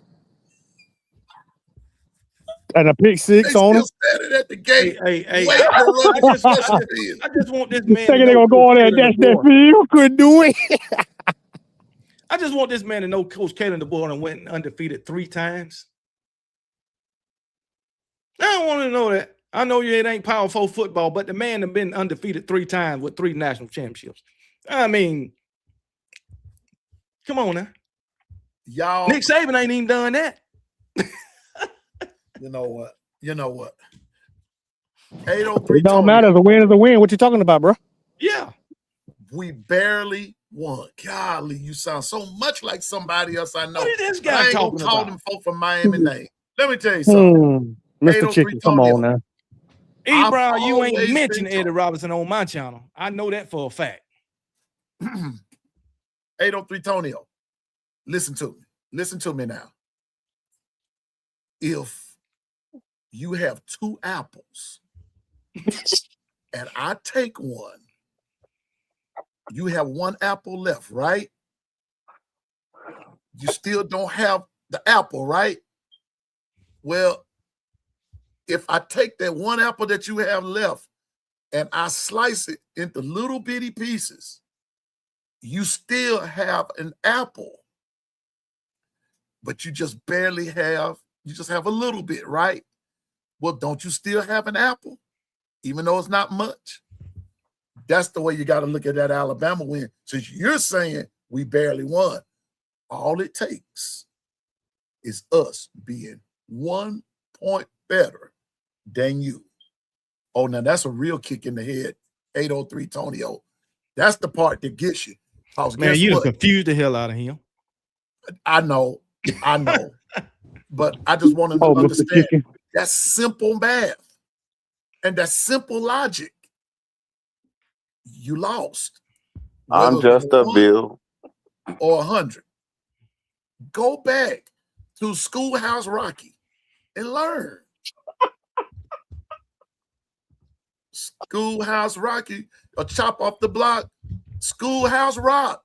Go learn about interjection, and I'm just a bill, and the declarations and math and stuff like that. All it took was for Alabama to be 1 point better than South Carolina. And then you turn around and you say, wait a minute, Sellers fumble. Well, why couldn't you just say that in the first place? He fumbled and Alabama capitalized. Alabama wins the game. Quit coming here with all them darn excuses. Excuses. That's what they are. Excuses. Excuses. Just take that ass whooping and go home, bro. That's all you got to do. Well, we sent them home. Talking about y'all barely won. And y'all barely lost. Y'all barely lost. So we Gumbo with the barely thing, you know. Oh man, you making me look foolish. I'm man, golly. Go ahead, Twister. Give me some parting words, bro. Man, I enjoyed y'all today, man. I'm just chilling, you know, at my job and whatnot, just chilling with the guys. We're just talking. But as I was talking to you guys out here, man, just made it back home safe. Just thank God everything went good and had fun chopping it up with these so-called Miami fans and these Georgia puppies and everybody else who want to down Bama. KB, always a pleasure to holler at you. Bishop, you know it's always be good. Piano man, you know where I'm at. Man, it's all good. It's all good. We back Twister just glad that you was able to come and hang out for a long time. This go because you be on that road and running over them big rattlesnakes and everything where you be going. I know you be seeing them, but and everything. But KB talked about where you can find him. And listen, Roll Tide, you guys, y'all be safe. We got you, bro. And just in case you never ever subscribe to the Long Run with Piano Man, please subscribe. Like, just subscribe to my channel. Man, we be having a good time over here. But you can find me here on YouTube, Piano Man with the Long Run and everything. But you can also find me on TikTok, Piano Man 592. I'm there sometimes. I told KB today, I got to do better over there at TikTok because that's where a lot of my subscribers are. And so I've got to do better. So please, over here on the YouTube side. Can we do a show from there? I'm trying to work it out. KB's going to show me how to do that and run it live. But that's you can. Yeah, you can. Yeah, but I don't know how to patch it to where to come over here on YouTube. I tried it once before and it wouldn't let me do it. But anyway, but we're gonna keep working until we get it right. Gotcha. But you can subscribe anywhere. I would love to have you. We love to hang out, love to smack talk with you and everything. And listen, don't take the smack talk as disrespect.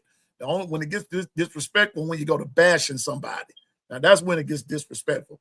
And I don't play that because I'm not gonna bash your team. I'm gonna talk smack now, but I will never bash them because hey, I just love college football just like anybody else. So I bash them as a team, but not as an individual. Not as an individual. Exactly. Not as an individual. You're not gonna do that. But I don't like you, Miami, and I hope you know I don't like you. And get what? Like we don't like that damn duck either. And that Sebastian or whatever his name is, we don't like it.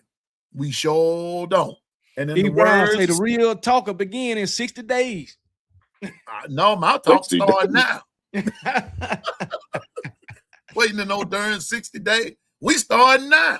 What you waiting on 60 days for? Shoot. Let's start now. What you scared of? Talking about 60 days. Start today. Y'all no good winning ACC behind. Ain't won nothing in 20-something years. Ain't been relevant since 2001. And you get over there into the natty and you lose. And then listen, that jar mayonnaise won the ACC championship. That ought to make you feel embarrassed right there. That you can't beat a jar mayonnaise. Oh my goodness, man. I'm just saying. So you want to wait to 60 days and then start talking? I'm starting today with your no mayonnaise eating self.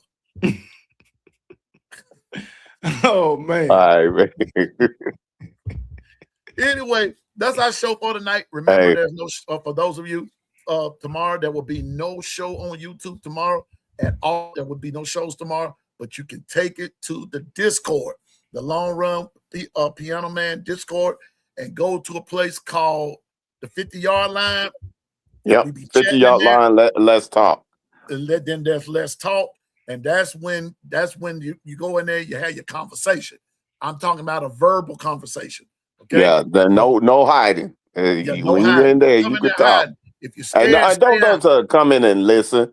You can say a couple of things so we know you there.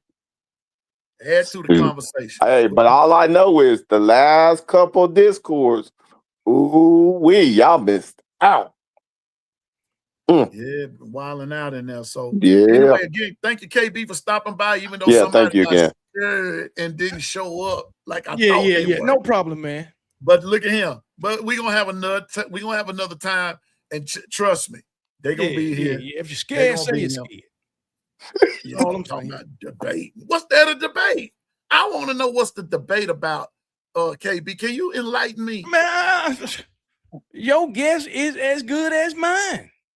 What you gonna debate? You made it to the national championship. You gonna debate Alabama had 4 losses? What is it? That's not a debate.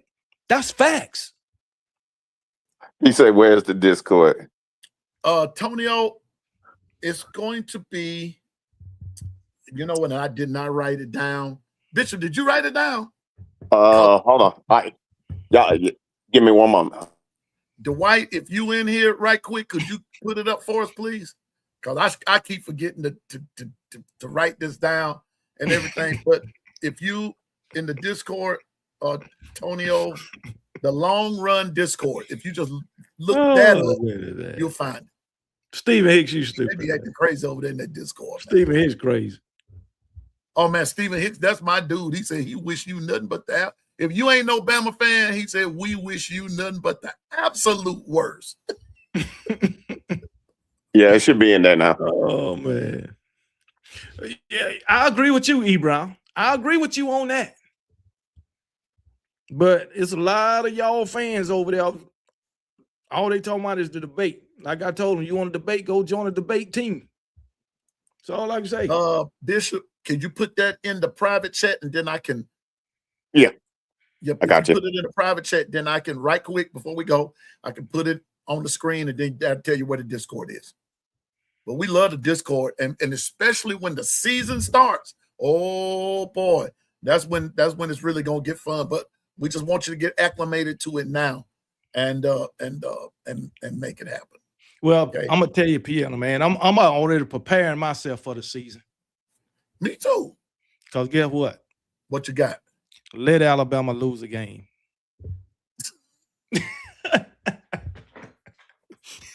Not the suitcases. Please, not the suitcase. KB, listen, don't do that, man. Come on now. Everybody on Twitter talked about you in them darn suitcases, man. Yeah. Man, especially some of them Georgia fans. They said, look how I'm going to tell you what they said. They said, look how idiotic. They said, look how idiotic this dude is. Hey, you know, I'm a fake fan and all that. You know what I'm saying? Did you get it? I need it's some call number somewhere. Bishop. Okay. Let me see. Hold up. Do I think Elijah Haven will stay at Alabama? He gonna have to wait a couple of years. I know that. Unless Austin Mack decide to transfer. If Austin Mack transfer, he'll go somewhere. He'll stay. Let's see what we got going.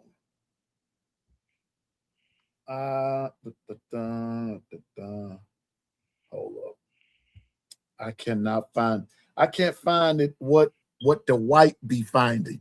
But just come, like we said, just come to the Long Run Discord and Tonio 803 Tonio. Just come to that. Just look for that, the Long Run Discord, and just register. Subscribe right there. It's free 99. Free. FREE. Just get on in there.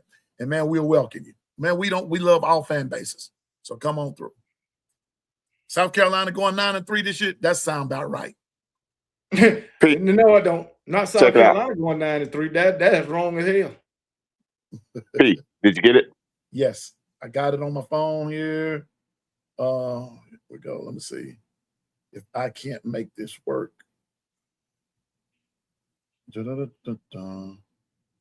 Hold up. Let me. Okay, just give me 1 minute here. I'm gonna make this work right quick. And KB, they know what time it is. Yeah, they know what time it is. oh,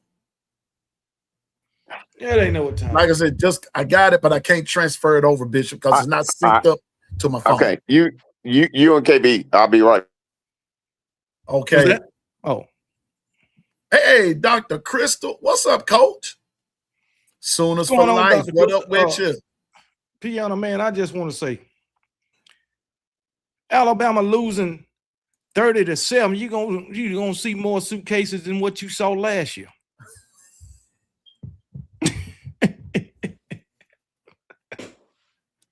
Oh, how about that? You might see more not. and bigger suitcases. I hope not. It's good to see you, Dr. Crystal. Good to see you. Okay. Let me see. Let me see this right here. Hold up.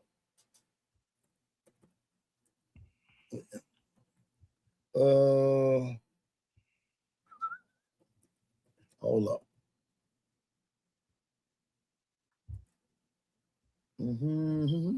I'm getting it on.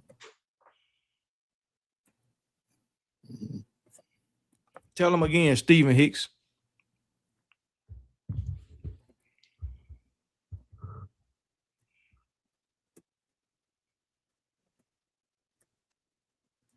Wait a minute.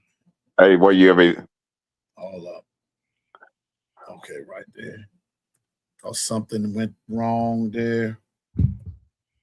Go when you. I got it. I got it, Bishop. I got you, bro. Okay. Yeah, we'll be in there probably by 8:30, and then I know I'll be in there. So we got some stuff that we need. We'll be talking about, no doubt, no doubt. Hey, Piano man, Bishop, I'm finna get ready to get up out of here, man. Yeah, we getting ready to. Let me put this on the stage right quick. There it is, right there. That's the Discord right there, everybody. Just follow that instruction and just take it away, and you'll be in the Discord. Bishop and company will be in there in about 8 minutes, probably less than that. But the Discord is always open. It's always open. It never closed. It came up. I got it, Dwight. I appreciate you. Yeah, I got you. All right. Yeah, we got you. All right. Again, thank you, KB, for coming. Thank everybody for stopping by. Thank everybody from the Kangaroo Click coming hanging out with Piano Man for just a few minutes. And like I said, we don't know. Listen, I don't know everything. I just know what I'm talking about. And don't forget, trust in the Lord with all your heart. Lean not into your own understanding. In all your ways, acknowledge him. He'll direct your path. And just seek the Lord while he can be found. So with that being said, we're going to get on up out of here. Just remember, there will not be there will not be a long run show in the morning, but I will, the Lord willing, I'll be back Thursday doing the doggone thing one more time. But I will be live tomorrow. But KB will be live tomorrow. And then be on the look on for different videos and shorts and reels and this and that and the third. We're going to be doing the doggone thing. All right. So on behalf of all of the folks over here at the Long Run, for all my Gumbo Chefs 401k crew and the different crews of the Long Run, especially the crew of No Mercy, on behalf of OG Gills, Stephen Hicks, and the voices of No Mercy, unless you Alabama, we wish you nothing but the absolute worst. And F them trees, and I don't like that damn duck. And me neither. But just remember this. When you see this, just know the end is near. All right? Just know your fate is in our hand. All right, everybody. That's it. Wait a minute. Hold up. Wait a minute. I'll do this. Is it right here? Oh, let's see where we at. Oh, I can't do it. I can't do it, KB.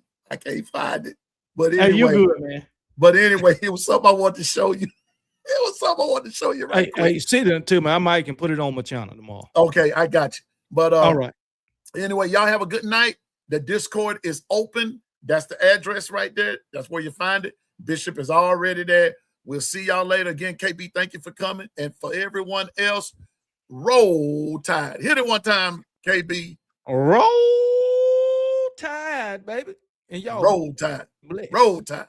We'll see you on KB. We don't give a piss about nothing but the tide. Nothing but the tide. And everybody else, get in where you fit in. Roll tide. Hey, E. Brown say I'm boring, but he on every live. See. That's a different conversation. That's a different conversation. But anyway, it is. It's a word for that, but I'm not going to repeat it here on my channel. Good night, everybody, and roll tide. Hey, meet us in the Discord later.